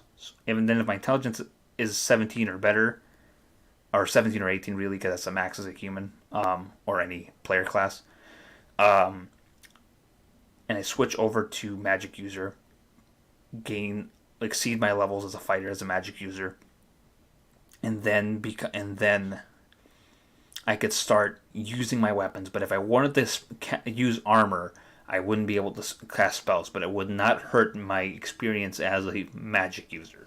So if I wanted to just be a full fighter for an adventure, and then just say and then just take my armor off to use my spells, I could. Or I could just say, like, I'm out of spells. I'm about to switch to... guys, I've been lugging my armor around. Let me switch to fighting mode. But at the very least, as a, you do get the option of, like, pretty much being able to use fighter weapons as a magic user, though. So, that's cool. So, alright, I think we're going to do Cleric Ranger with this guy. So, let's see. HP is 2d8s. So, this dude and this dude. So, 2 and 3, 5. 5 HP. AC, it's blank for now. Movement, it's blank. Encumbrance, it's blank. Alignment. I'm thinking going chaotic good. Just because I want this guy to be be on the same alignment as the Paladin, but not have the same worldview.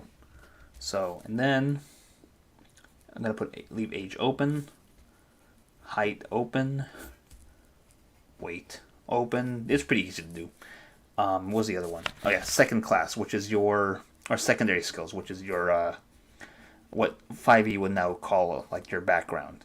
And it's more abstract, so whatever your background was, it's assumed you have skills related to it. So, I mean, first edition, a lot of old school D&D relies on a lot of DM, what they call DM fiat, which is essentially the idea that you ask your DM what's going on, and they tell you, and based off of that, you pretty much can glean your...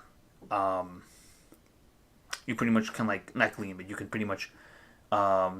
you ask, can my character do this, and then based off of what's going on in the specific moment in the game, your DM will tell you yes or no, or how well you can do it.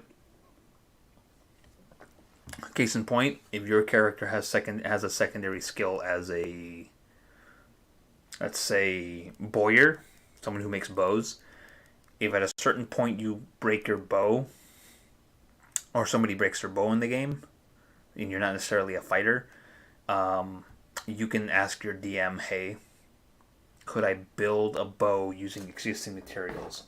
And you would say, yes, you could. And then, but you would have to decide, your DM would have to decide if you actually have enough of those, of the material around. So then it's just a matter of like, is there material around to build a bow? In which case your DM would tell you yes or no. Okay, so what's the other one? Abilities. So I'm going to shorthand this a little real quick. So abilities, half-elves have like a 30% resistance, which is a thing that they inherit from their elven side of their ancestry, to charm / sleep magic.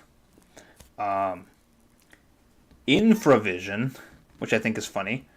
So back then, dark vision was not dark vision, or dark vision functioned as infravision, and it was 60 feet for most of the player characters.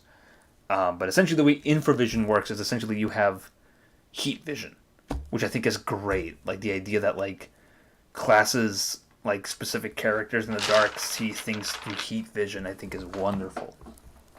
Nowadays dark vision is just like you just kind of have night vision goggles on when it goes dark, and almost everybody except humans and dragonborns have night vision, which I don't know, I've seen some people argue against how night vision is like mixed, puts old school D&D and even new school D&D, or rather I would just say it's old school D&D, it's like training, it puts it on easy mode because it gets rid of the resource management of having to worry about light sources. Let's see. Okay, 30% sleep spell. Multi-classing. What's my other stuff? Oh yeah, my languages. Oh, and then I can also, elves and half-elves have like secret and concealed door detection, so secret, concealed door, detect is going to be on, I think it's 2 and 6 for secrets, 3 and 6. Oh, I messed that up.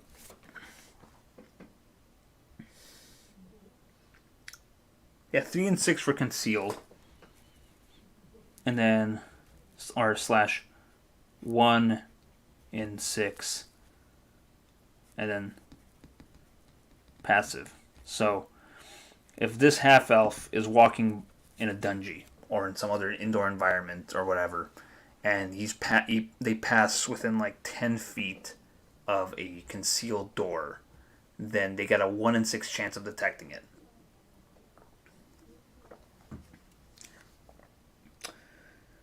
Yeah. And then, of course, languages, aka sanguages. Languages, I feel like, were like a bigger thing in this game because I think the idea of like being able to parlay with animals or monsters is the bigger thing. So, and most classes or most races have like all these different languages from the get-go, which I think is insane. Specifically, for example, half-elves. They know Common and Elf. They know the language of gnomes. I'm going to make all these uppercase. Gnomes. Halflings, because halflings get along with everyone. And I guess so do.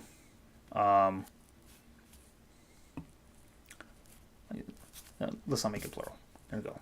Gnome, halfling, because it's a language. Common, elf, gnome, halfling. They know the language of gnolls. I think hobgoblins. Hobgoblin. What's the other one? Oh, an orc. Oh, goblin and orc. So, orc, goblin. So, that's off the bat. And if my intelligence of 16 and above are able to learn one additional language for every point of intelligence above 16, so 17 indicates are able to learn above 16. So if I had my intelligence were 17 and 18, I could learn one to two more languages. And this is kind of enough, honestly. So, and then I'm going to put equipment down here. And half-elves do not gain the boners that their elven heritage gains of being able to having a +1 to hit with bows and swords. So that's unfortunate. But we got our half-elf ranger. Let's give this guy a name. I think I'll make this one a lady. And with half-elves, I usually like to split the difference between human and a nature name. So usually I'll give them... So they'll have either one human name and one nature name. Normally I'll do like a human first name and a nature last name. But I think for this one, as a lady... Because I don't think I've ever really run a lady half-elf before. I think I've run a few man half-elves or male half-elves. So I'm thinking nature first name and human last name. So let me get a good example of this.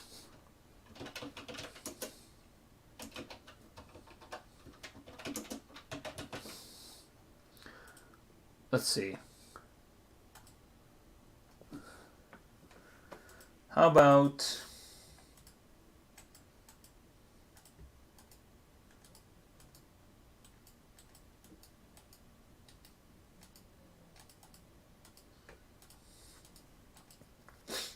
Oh boy, I'm not getting...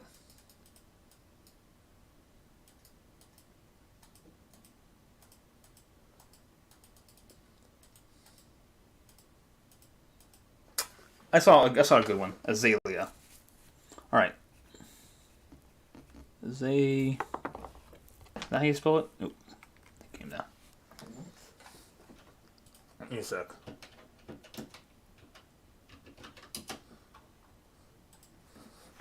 Okay. Azalea.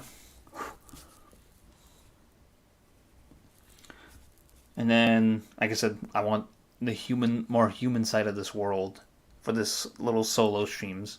I want it to be French. So Azalea, I'm thinking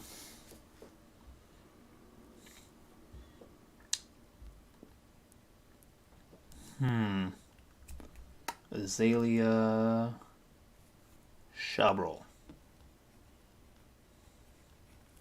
There you go. The half-elf ranger. Okay, so Azalea Chabrol, the half-elf ranger. Alexandre, the human paladin. And now we have our last two guys. And we have a 13. We have 13, 12, 7, 8, 12, 14. Stats not great for this guy. Not great stats. But because none of them are exceptional. I'm not even going to get any bonus points. I mean, the last two dudes are very unexceptional. So I'm thinking another human and then another demi-human. Or non-human. Let me see. I'm thinking this guy's going to be human. I'm gonna go human, semi-human, human, demi-human. So with this one, human, I pretty much can pick any class. I'm going to have to go back and look at what my maximums and minimums are for each class. I do have 2 fighters, so I do want these characters to be more non-fighter types. I'm thinking I want a magic user, a cleric, or a thief. I know I don't have enough for a monk. At least not anymore. Or never did really. So I really have to think what I want these stats to be, you know? Like 12. It's hard. Because I'm not going to get any boner points from them. Now, I could be a cleric and have that 14 wisdom and have no chance of spell failure and have extra cleric spells. So I can always have like a couple of cure wounds prepared. Although my paladin at level 1, he can do lay on hands. But he seems more of a stickler. On the other hand, as a magic user, level 14 is my minimum level of intelligence I need to use that 7-level spells. And I'll be able to know a maximum of 9 spells per level and 6 spells per spell level. And have a 55% chance of learning new spells. So, it seems like being a magic user might be a little tricksy.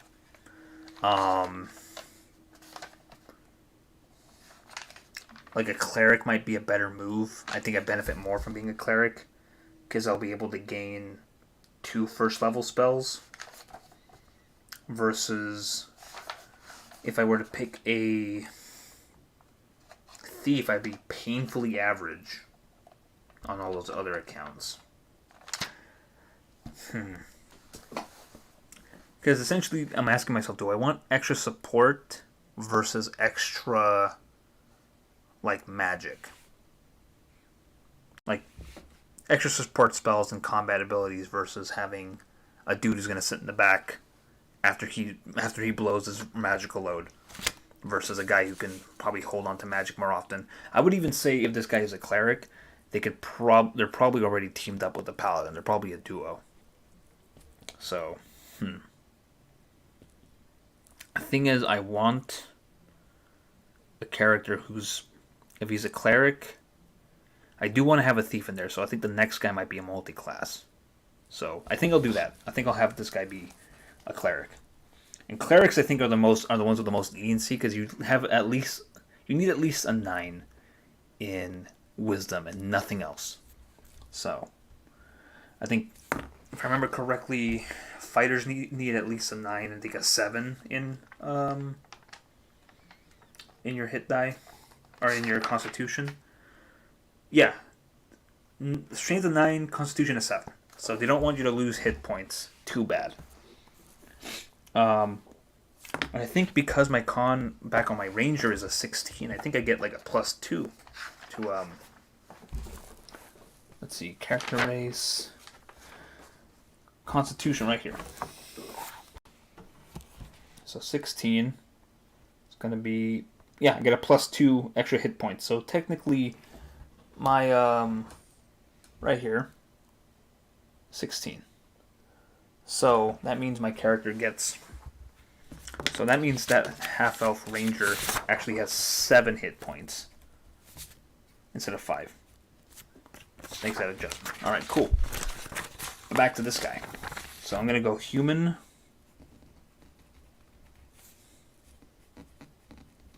cleric, level 1, XP 0. Strength. I could dump his strength because strength is important for a cleric because you do have your blunt weapons. Not that it really requires you to have extra strength to be able to wield it, but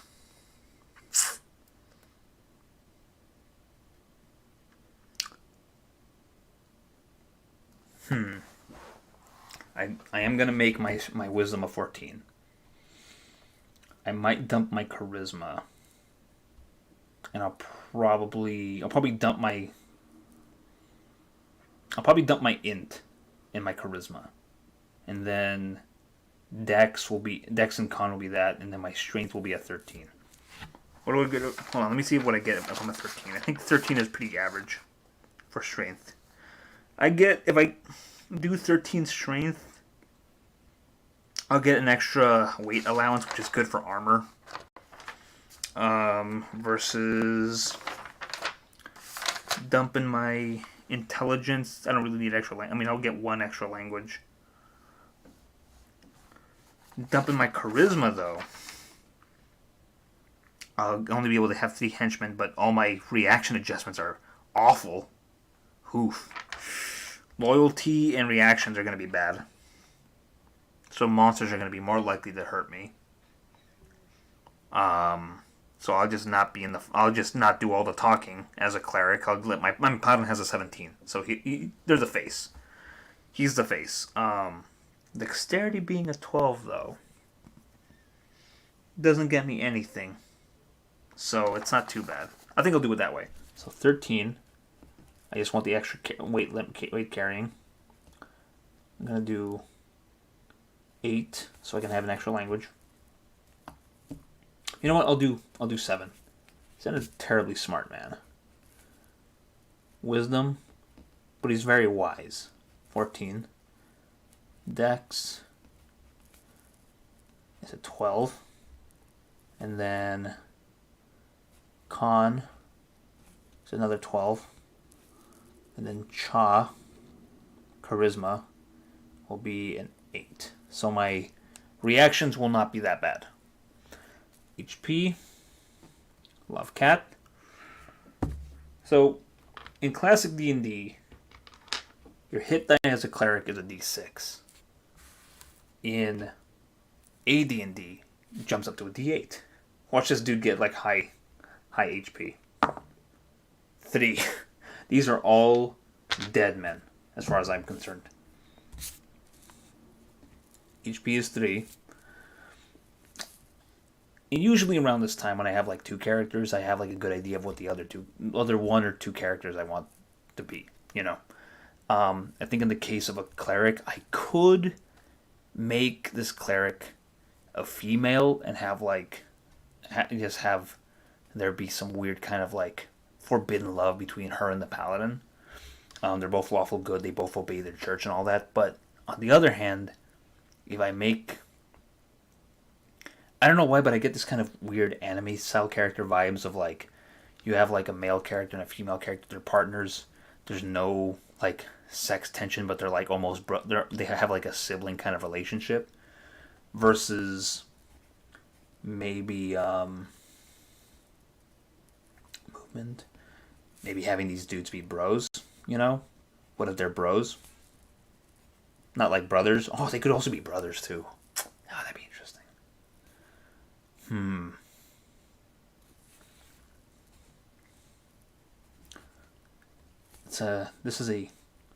This is a predicament because I already have like a female half elf, which I've never done. My basic fantasy campaign, I have a female elven cleric, which you can't do in this game. You can't do in classic D&D. And she's kind of become the main character because she has the highest level. But she's the main character essentially in that one. She's done the most. She leads the most. So, I don't know if I want to run another female cleric for this campaign.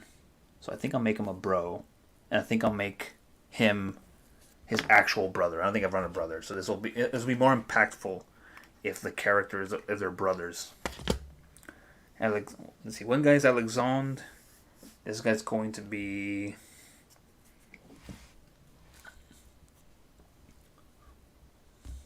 Robert. Spelled Robert. So Alexandre and Robert. If Saber were here, he'd be very upset because I'm saying French stuff. None, because I usually pick abilities as per racial abilities. Language, he's gonna get none. Makes it easier for me, honestly, to keep track to think about whether or not this dude's gonna learn any languages outside of his alignment. He's gonna be lawful good like his brother. So these guys are brothers. Band brothers. It's one of my favorite lines from Venture Brothers. Dr. Venture and his has like this kind of like meeting with a bunch of other former boy adventurers, and at the end they think there's like a weird bonding thing that they think they have, but then he's just like, band of brothers. It's like, no, I'm not talking about you guys, talk about my real family. Yeah, okay, so 7 for sure, no extra languages, which I'm good with. 8 will make my reaction adjustments a little bit better. So he's like, his brother's more charismatic and probably more handsome, and he's like more normal looking, more average, but he's still there. He's wise. He's wiser than his brother. His brother's smarter and stronger than him. I actually think they have the same strength. Alexandre and Robert have the same strength. He's slightly smarter. He's slightly wiser. He's slightly more dexterous. And they have the same constitution, but he's way more good looking and charismatic. Funny. Okay, then equipment.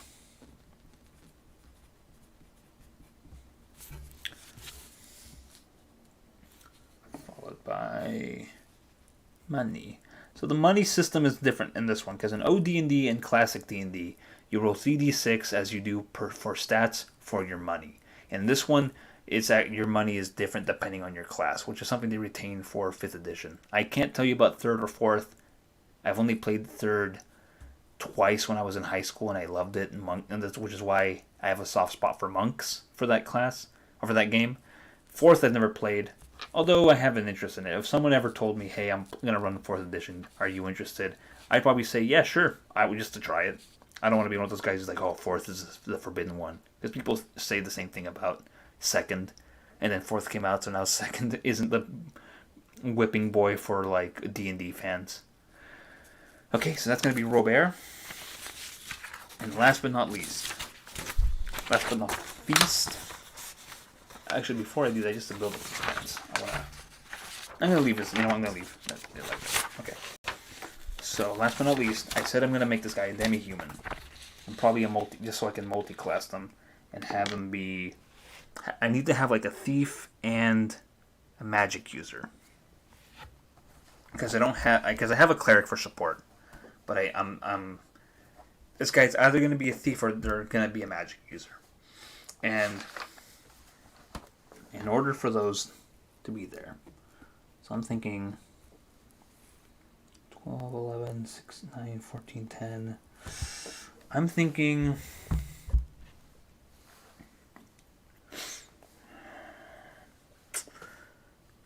14 I'm going to have to pick for the higher one. I might pick 14 just to have extra magic if I'm going to dual class this or multi-class this. Or I might pick 12 for dexterity. It's a really painfully average character. It's one of those things where I feel like the lack of good stats or higher stats makes them a very good candidate, because even though they won't be great at either things, they'll be able to do other things. But what class specifically? I could go elf and be a magic user thief. Where are they? Okay. And then if I do pick an elf, I do get some bonuses. Because I can make the dexterity go up by 1, but that con's going to go down by 1. I could also, I don't run a lot of halflings. For some reason, I never run halflings. And when I do, they don't last long. It's funny how I like gnomes and more than halflings, and I almost never run them. I think it's just because gnomes, I think, are cooler. I don't know why I have this weird aversion against halflings, you know? I don't know why I have something against these little guys. I don't. I think they're cool. I think they're okay. I think they're cool. But they just don't stand out to me, you know?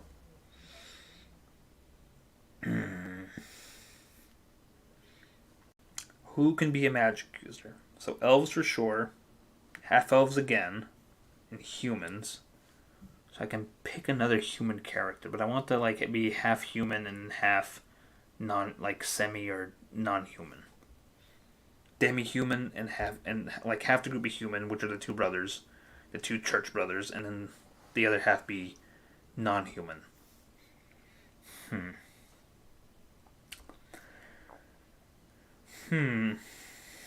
This is a tough choice, because I'm gonna have a guy with magic. Now, do I want extra fighting power, or do I want to focus on stealth and lockpicking as per the use of a thief? Because if I pick a thief and I'm a halfling or an elf, I'll be able to use my stealth and surprise abilities. I won't even have to really roll for to move silently, because they kind of do it on their own, you know.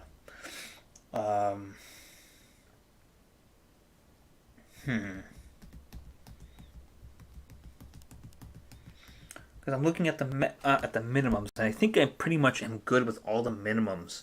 He's such a good character. This character is really good with mins, you know.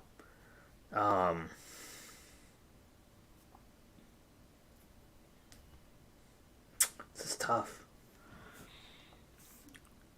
Now, if I were to make this character a half-orc, though, and multi-class a half-orc with a cleric and a fighter, or a cleric and a thief, which is really interesting.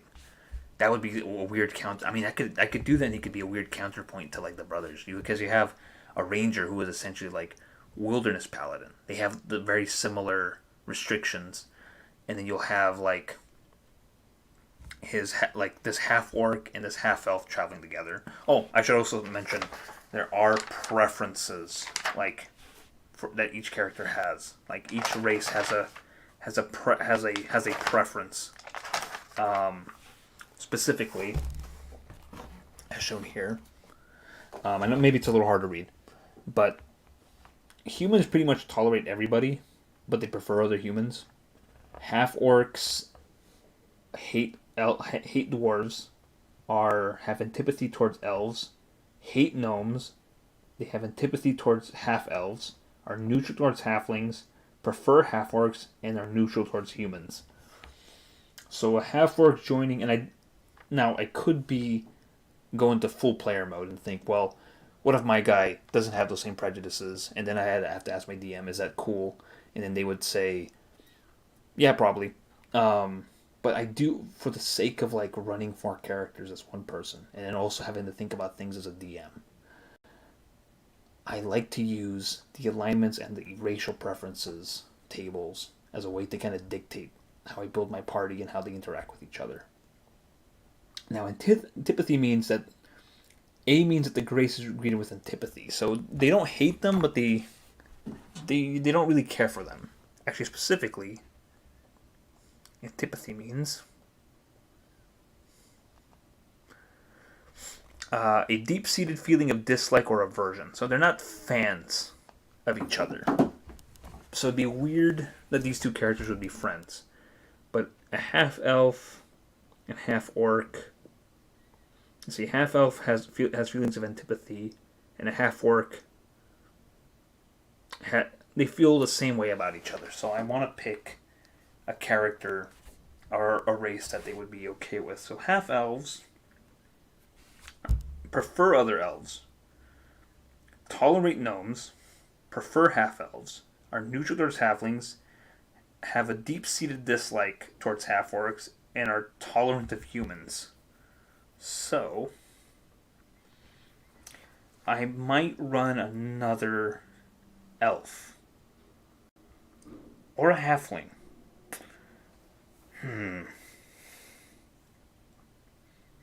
I think having one multi-classes is enough. I think having another... Because I really have to ask myself, do I want a magic user / thief, or do I want a full thief on this team? Because I have one multi-class already. So, this will be interesting. I really have to think about this.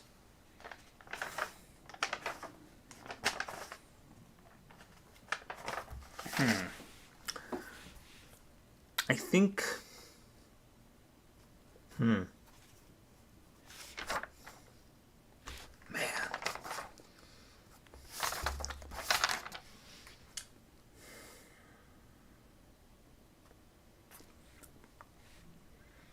I want more... I think I will do a magic user thief.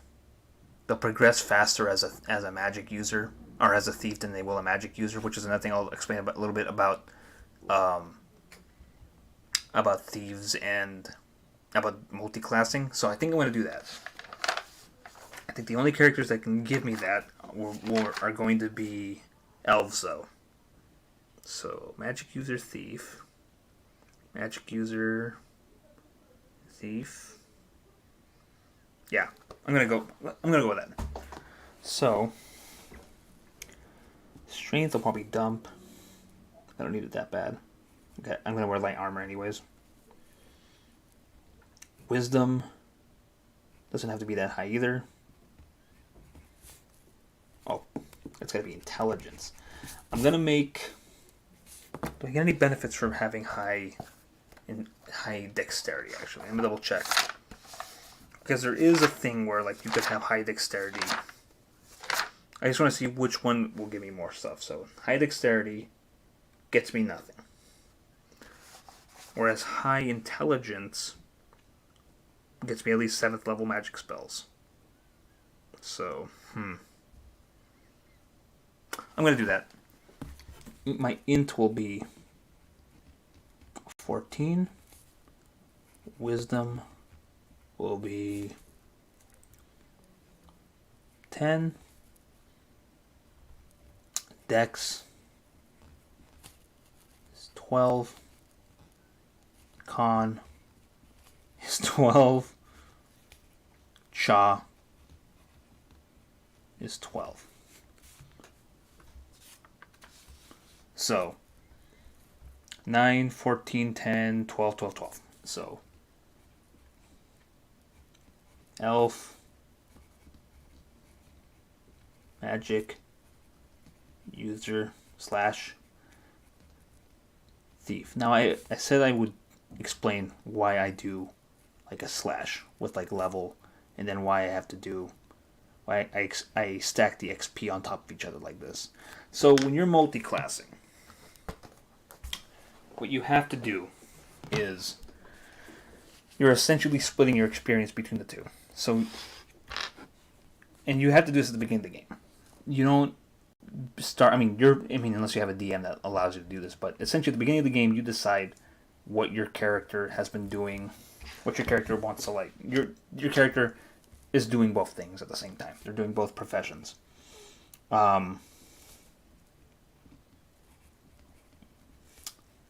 So you can't just start off as one class and then somewhere down the line decide, like in 5th edition, just decide I want to now start progressing as a thief or add thief onto my multi-class. No, you have to do it from the beginning because you have to split your XP between the two. So let's say everybody gets like 1,000 XP, or let's say 200 XP at the end of one adventure, one session. So everybody who has one class adds that 200 to their experience points, but the person with two classes has to split that down the middle. So 100 to magic user and the other 100 to thief or whatever their other classes. So sounds like a lot to think about, but it's really not. En, Halivian, Al. Now, you do have to follow some of the restrictions for each character. For example, thieves, especially if they're elves, can cast in armor, so that's not a problem. But thieves are only limited to leather armor, otherwise they can't do their functions as a thief. So if you're a fighter thief combo, you can wear other armor, but you can't do your thief functions while wearing when you're not wearing leather armor. So the way I've always done like a fighter thief combo or like or fighter other kind of like armor combo, I usually will stick to leather armor. I've never really considered thinking like, okay, maybe for this, because we're down a fighter or whatever, I'll switch over to like chainmail until we get another regular fighter back or whatever. So, but that's on the table. But also, thieves can only be neutral or evil. So any neutral alignment, any evil alignment, because we have a paladin, and the only option is really neutral good. I could have been chaotic neutral, but chaotic neutrals are pretty much like the Joker, as in they only care about chaos, and that is not fun for a paladin. I'm pretty sure like a chaotic neutral will be the worst thing to work for this guy and his cleric brother. So I'll stick with neutral good, just so he's at least on the same level as these guys, and to maybe keep the party together. Now the way HP works for these characters, again, a lot of modern D&D relies on this idea, is built off of this. Multi-classing is built off of how dual classing used to work. So you would have your hit die for the class you were progressing as with before, and then when you start a new class, you add their hit die. When you're multi-classing, and that's kind of how it works with dual classing, like I said earlier. When you're multi-classing, you take the hit die of one class, a d6 for thief, and the hit die of the other class, a d4 for magic user. You roll them. That's 6 and 4, that's a 10 together, and you divide it by how many classes you have. So in the case of having 2 classes, this is stupid beneficial. This is maybe the best, this is the best outcome. It's the max for both classes. 4 and 10, that pretty much means I have full health as a multi-class. That's 5 hit points as a magic user thief. That's wonderful. What's the other things? Oh yeah, age. Followed by height. I'll move this over a little bit more. Same thing with this.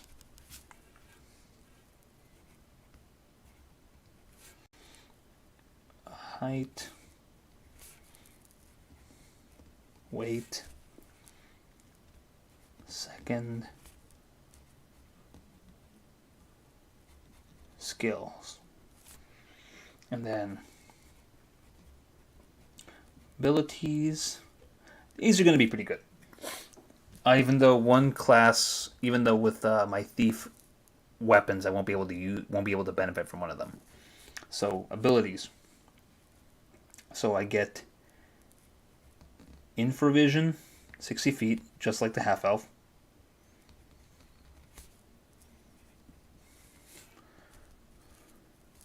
I get resistance to charm and sleep spells, so that's been inherited by 5th edition as like having advantage on saves against those. But this time it's 90% from being charmed. Resistance 90%, charm slash Mimir magic.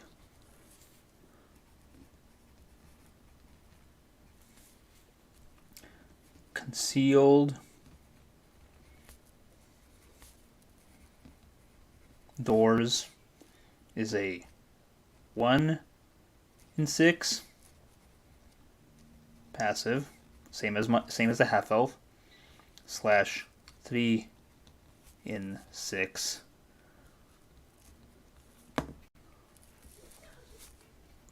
versus my wife is laughing in the other room. Secret door.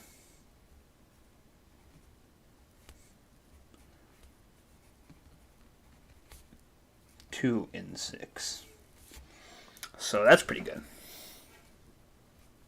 And then +1 to hit with bows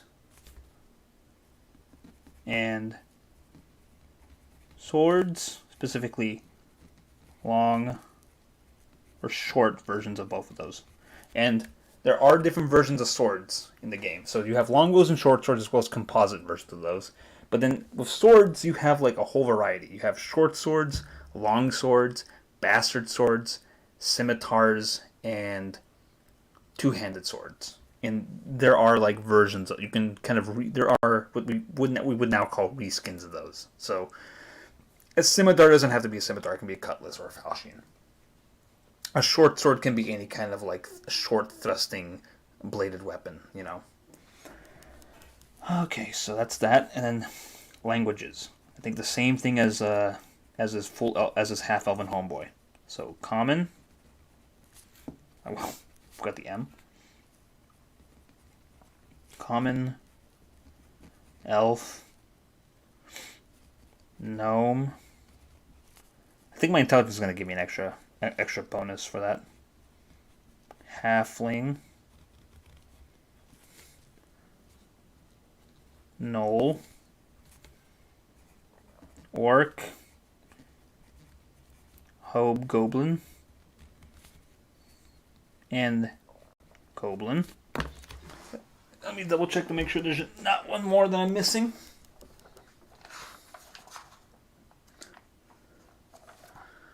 Let's see.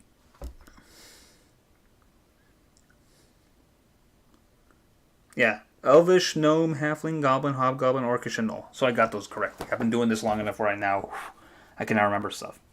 And then equipment.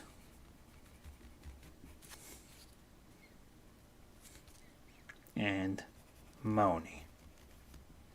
So I'll do their money I'll roll up their money real quick, and then next, because it's getting kind of late, I'm thinking I'll fill before I suit them up. I'll do.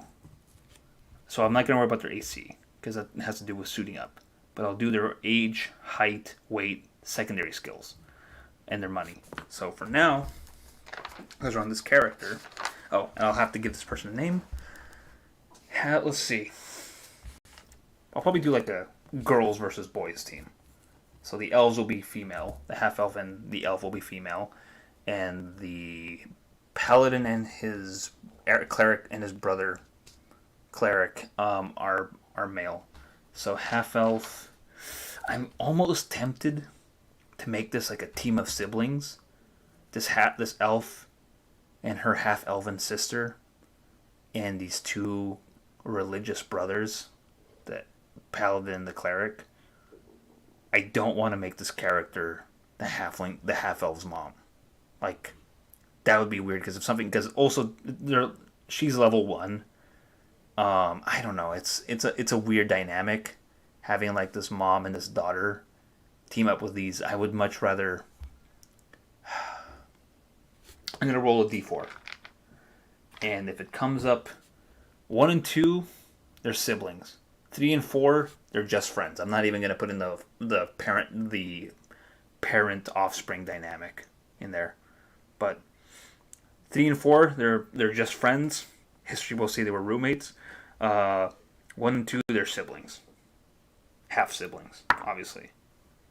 And we got a 3, so they're friends. So no hard feelings. I mean, hard feelings obviously, but no real hard feelings if one of them dies, because elves cannot come back from the dead. They cannot be They cannot be raised from the dead because apparently they have no souls or something like that. Can't remember what the reason was. I need to reread that. But I'm gonna give them a name. I'm thinking boys versus girls, like I said. So I need a nice, fun plant name. But also they're magical and they're a thief. So I'm thinking like a nature animal name. Like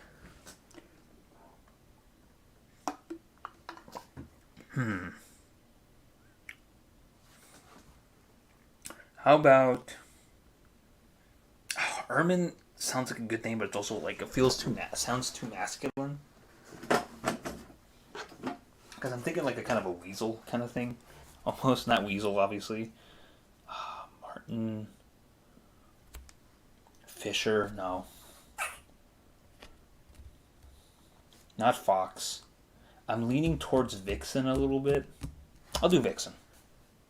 The only thing is that I had like a human assassin named Vixen in another AD&D campaign where she beefed it pretty early.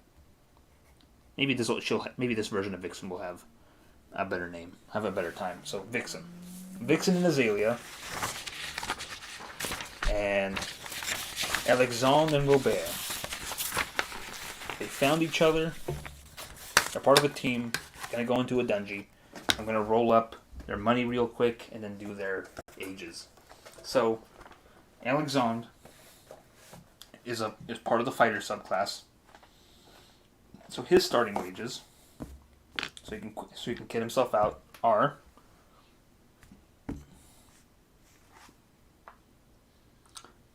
four d4 or 5d4. So what I'm going to do is I'm going to take all my d4s.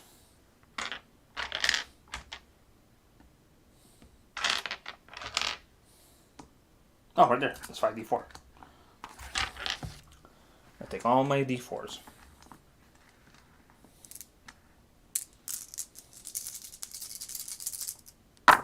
And just count them up. So we got 1, 4, 8, 9, 11.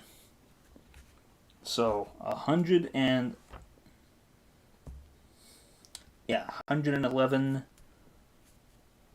gold. Pretty good starting wage for a paladin, I would say. Now, in second edition, clerics, whatever money they use up, they have at the beginning during character creation, whatever money they have left over, they pretty much have to give a majority back to the church. Not so in this version. In fact, clerics are kind of pretty freewheeling, and like, it's funny how like a paladin has all these like religious tithes, but a cleric doesn't. So Robert the cleric is going to gets to roll 3d6. Holy sheesh! And he gets to have 3d6 worth of gold. What a sick joke! 5, 8, 14. See what I mean? He has 140 gold. This dude's probably gonna buy plate.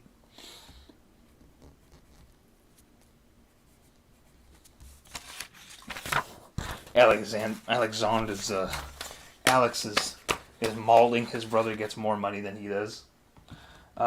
Same thing with Azalea. Azalea is a ranger fighter subclass, so 5d4 again. So that's going to be 4, 3, 1. So 4, 7, 8, 12. That's 3, 12, 15. 150. So even she's more richer than old. Even she starts off with more money than Alexandre. Alexandre Malden. He's gonna mauled.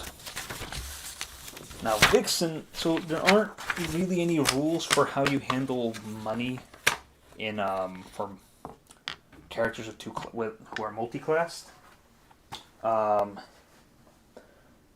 Your character is unusual, exceptional as compared to the norm. This applies to abilities and funds as well. Thus, he or she will have a large supply of coin with which to purchase equipment and supplies to begin adventuring. The possible number of gold pieces in which a player begins depends on the character class. To determine the number of gold pieces your character has at start, simply roll the appropriate dice and total the sum, adding a decimal place if necessary. How? Most of these funds will quickly be spent on the cost of staying in the adventuring area and acquiring equipment which will be used for adventuring. See basic equipment and supplies cost. Monetary system, money changing, banks and loans and jewelers, equipping a character. So you don't really say what to do with a character that is multi-classed. But in the past, specifically in OD&D, if you had some rules for multi-classing, pretty much give you the option to take your pretty much roll both, and then, you just roll. You have 3d6 for both times. So there's no real options for that. I would say what I always do. I wonder if some people have combined the money or have rolled both and then taken the higher one. I think someone who wants the most amount of money for their character would probably do that version versus, I would say, to be fair, I would do the two, like, roll both, take the highest. So in this case, 2d6 for a thief, 2d4 for a magic user. So I'm gonna roll both, see what I get. And I got 30 gold as a magic user and 60 gold as a thief. I'll take the 60 gold. Right off the bat, that 60 gold is for sure going to go to Thieves' Tools, because Thieves' Tools are super expensive in early D&D.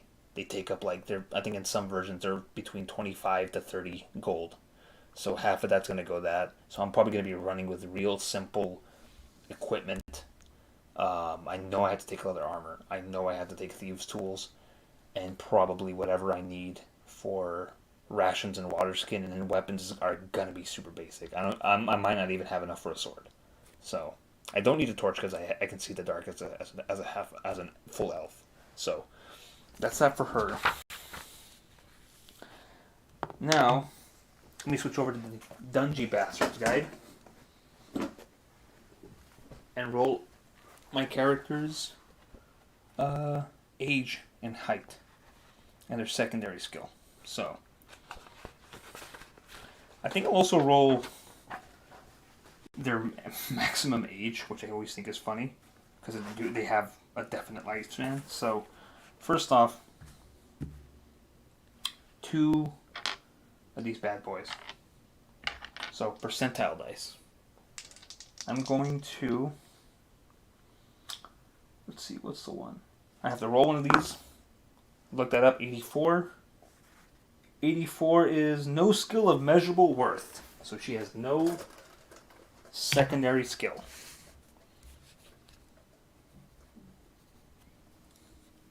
Now for her age, if you're multi-classed, your age is always is whatever is highest in either class. So I have to look at what the highest possible age is for magic user and thief, and then pick the one that's highest. So as an elf, my character, let's see, elf would be 30 plus 2d8, which is 16 plus 30, 46, versus 3 times 8 is 24. 24 plus 22 is 46. I think it's the same one. 22 plus 40, yeah, 22 plus 24 is 46. So 46 is going to be the max age for my character, starting age. Oh, that's as a half-elf. As an elf, it's 30 plus 8, it's 80 or 130. 180 or 130. So 180. So she's 180. Vixen. And then her maximum age.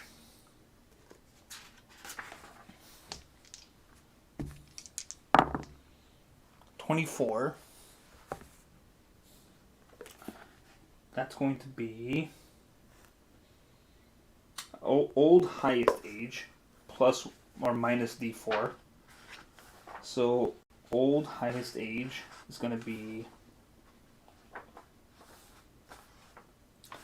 oldest age for an elf, high elf specifically, is 1200. Is 187 to 1200. And so they even add another variable. So 1200 minus 876, 324. Yeah. So she's going to have so it's going to be 20-year intervals. And then plus 1d20. So minus 20, whatever these are going to be. And then plus, let me pick the yellow ones here. All right, there we go. So minus 20 of these, and then plus 0 to 19 of those. So that's going to be minus 20 years plus 18. So let's see.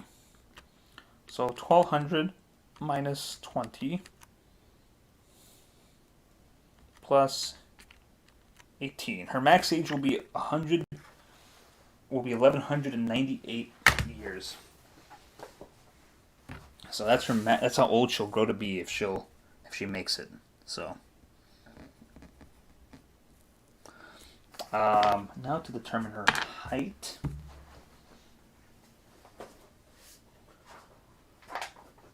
So again, percent. One thing I love about AD&D is that they use a lot of percentiles. So 35. Look at my elf age here. So right here. Let's see. Elf between 11 and 80 is the average height. For average height, roll percentile dice. I didn't even notice this part. Hold on. Average height, roll percentile dice. 1 through 30 is shorter by 1. Okay. 71 through 100 is taller by 1 quarter. 1.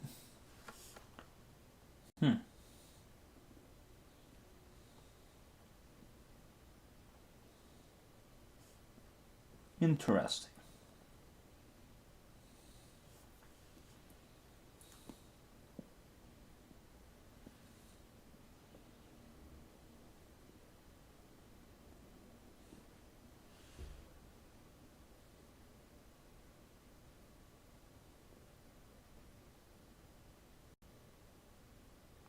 Whoa. There's some adjustments here I never noticed.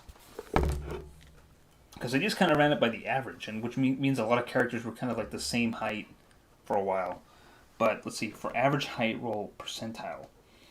1 through 30, shorter by 1 to 4.5 inches.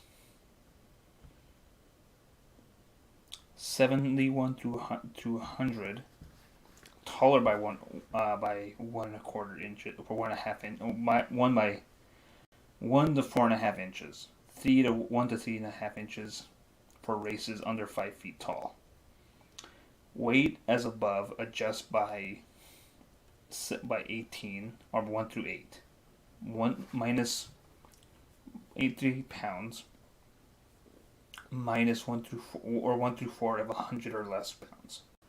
Okay, so there's even more variables, so not all characters will always be the same height.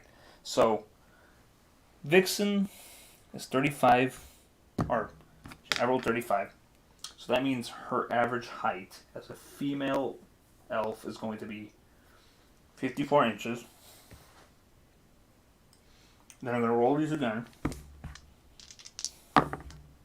And roll the 14, which means they're going to be shorter by 1 through 4.5.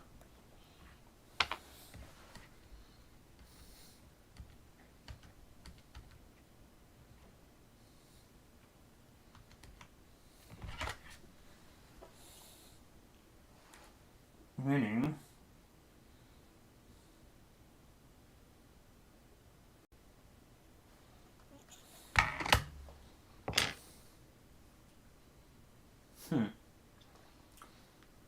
now my instincts tell me just to roll a d4. And then if it's like 1, it's 1 inch, and then if it's 2, it's 2 inch, and 3, etc., etc. But it's up to 1 and a 4.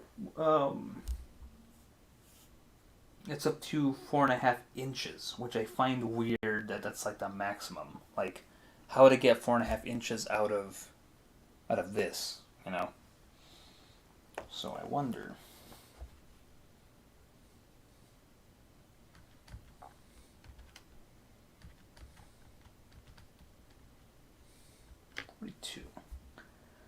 $42. All right. Huh.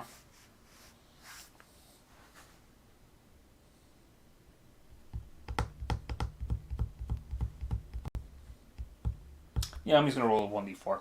So whatever I get, I'm just gonna subtract that. So 2. So minus 2 inches. So she's gonna actually be. So 54 is gonna be actually 52. 52 minus. She's 4'4".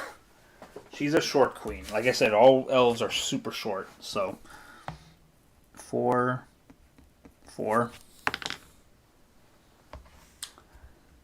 And I'm gonna roll her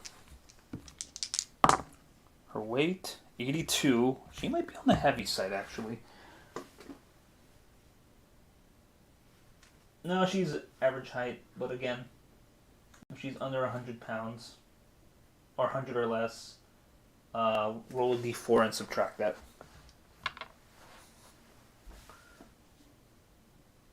Same thing, actually, hold on. So now, 100 pounds. What's the variable here? 6, so I do have to subtract 1d4 by 1. So, she's 99 pounds. Wow, big difference. Old 99 poundy. And that's pretty much going to be everything up to here. So equipment will be the focus on the next. Let's do Alexander real quick. Alright, so Alexander. How tall? Is this man a short king? Is he a manlet? A Giga Chad? A Guga Chad? Ooh. 81. What does 81 get me? 81 is a human. He's over the height. So, he is 6 feet plus 1 to 12 inches. So, 6 plus 9? He's 6'9". Man, just 6'9". That's insane. So 6'9". He's a tall man, tall fellow. All right. 90, 95? He's also heavy. Jesus Christ. So, the average weight for a male human in this game is 175 pounds, and I have to roll 5d12. So 1, 2, 3. Where's the other one? Where are you?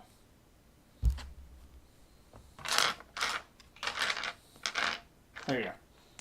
Okay, I'll re-roll one of these. Because I only have 4. 10. So 10, 22, 24, 28, 34. 34 plus 72. 75. 175. He's 209 pounds. He's tall and muscly. He's like Arnold. I think Arnold Schwarzenegger is that tall. But how old is he? And what skills does he have? What does he possess?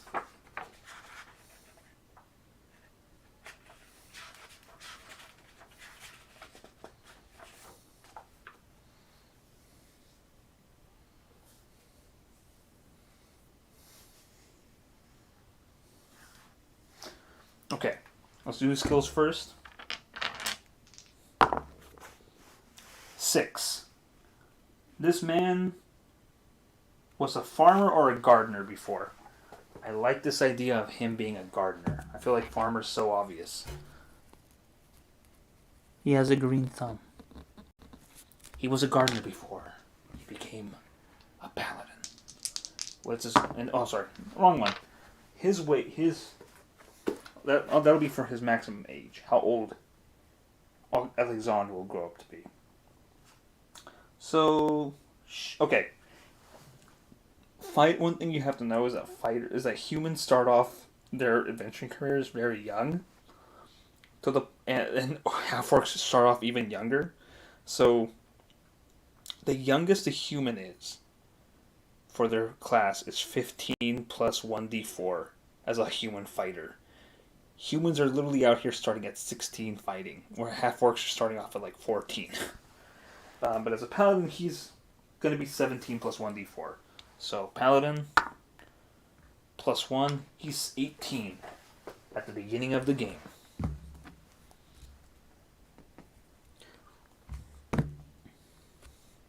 And he will live to be 81. What's 81? Net me. He'll live to be venerable highest age. So minus 1d10. Venerable human age is 91 to 120. So that is like less than 100. So let's see. When your intervals, so 120 minus 1d10. 1. He'll be 119. Is the oldest he'll grow. If he survives that long.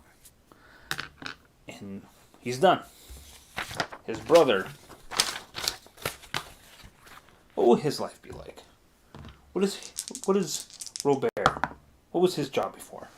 35. His job before was... He was a leather worker or a tanner. I'm thinking... leather... worker. I'm thinking leather worker for old boy. And then for his age, as a cleric, it's 18 plus 1d4. So 18 plus 2, he's 20. He's the older brother. And then his highest age, 99. Wow. No, 69. Nice. 69. His highest age is also venerable. Highest age, so minus 1d10. He'll live to be 114 if he gets old. Now we're going to go with his height. 76. I think he's also on the tall side, like his brother. No, he's not. He's actually average height, which means I get to roll again. 32. He's going to be average height, so he's 6 feet tall. And his weight, actually my brother's, his weight is 89. That makes him on the heavier side. So again, with all the dumb amount of D12s. 10, 11, 22, or 21, 20, that's a 9 actually. 30, 35. Plus 35, so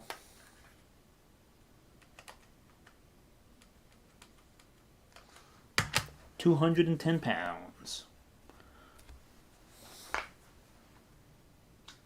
So he's 6 feet tall and 210 pounds. They're both either muscly and big. They're big boys. Big boy brothers. They're big fellas. Damn, they're big fellas. Don't tell the big fellas. Last but not least, Azalea Chabois. Since we're still on the weight page from my end, or I'll go back. So what's her job? 94. I think she gets one of the special double jobs from that. 94. I get to roll twice, and then she gets 2 jobs. At 39, she was a limner or a painter. I'm gonna say she was a painter. Painter slash 30. So she has had experience as both a painter and a husbandman, which is animal husbandry.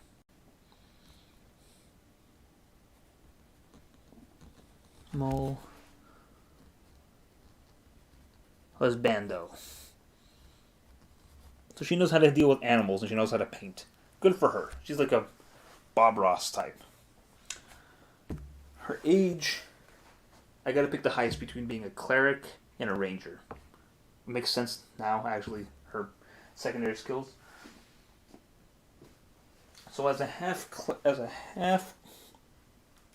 elf cleric ranger, her highest age as a cleric is going to be 48 versus, let's see, 12 plus 22, 34. She's going to be 48.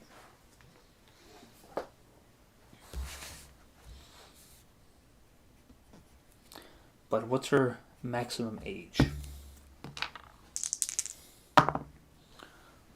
32. So venerable lowest age, add a d6. And half elves specifically, venerable lowest age. So let me see. 325, because you got to add a variable in between, like the gaps. What's like the span of like the lowest and the highest age? So the highest age for a venerable, the highest venerable age for a half elf is 35. Is 325, and the lowest is 251. So minus 251 is 74. So it's under 100. So 251. Venerable lowest age, I get to add a d6 to that, so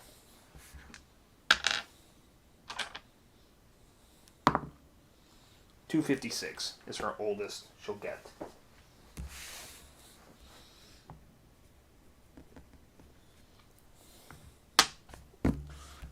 age. 78 as a half-elf will yield me. And also, here's where the female stuff comes in again. I think I did this with Vixen as well, the Elven Magic User Thief. 878.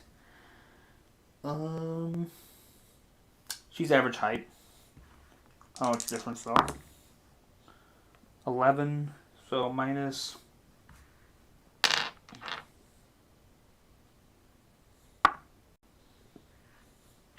4.5 inches. So what's the average height for a half elf? So she's gonna be a short queen. These other two dudes are gonna like tower over them. Jesus Christ. Let's see. 62 minus 4.5. That's gonna be 58 minus. She's 410. Technically 4.5. But I don't know why Gygax puts in like half inches. Unless it's supposed to be like by 1.5 inch, you know? So technically it should be, yeah, 4, she's 4 feet 9.5 inches. So right? Hold on. Maybe I'm wrong on this. Hold on a sec. Now I have doubts. On 62 is the 62 minus 4, 48.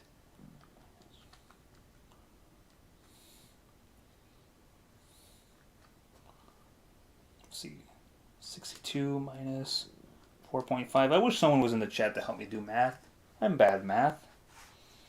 Minus 48. Yeah, 9.5. So yeah, she's gonna be 4 feet 9.5 inches. She's a short queen. And then for her, I had the pencil in my mouth. Sorry. Her weight 83. That's gonna be on the normal side again. 71. So 71 or bigger. So it means so 1 through 4 more pounds if it's 100 or less, or 100. Let's see. Female half elves are on average. Let's see. Half elves are average 100 pounds. So that means subtract. So add up 4. Add a d4. 3. So she's going to be 103 pounds. She's a lot lighter than her elven chum. She's 99 pounds. Oh wait, I didn't do that one right actually. Let me redo her weight because I did not notice that I was reading the half elven one, not the elven one. So let me redo hers. So 0, 50, no change.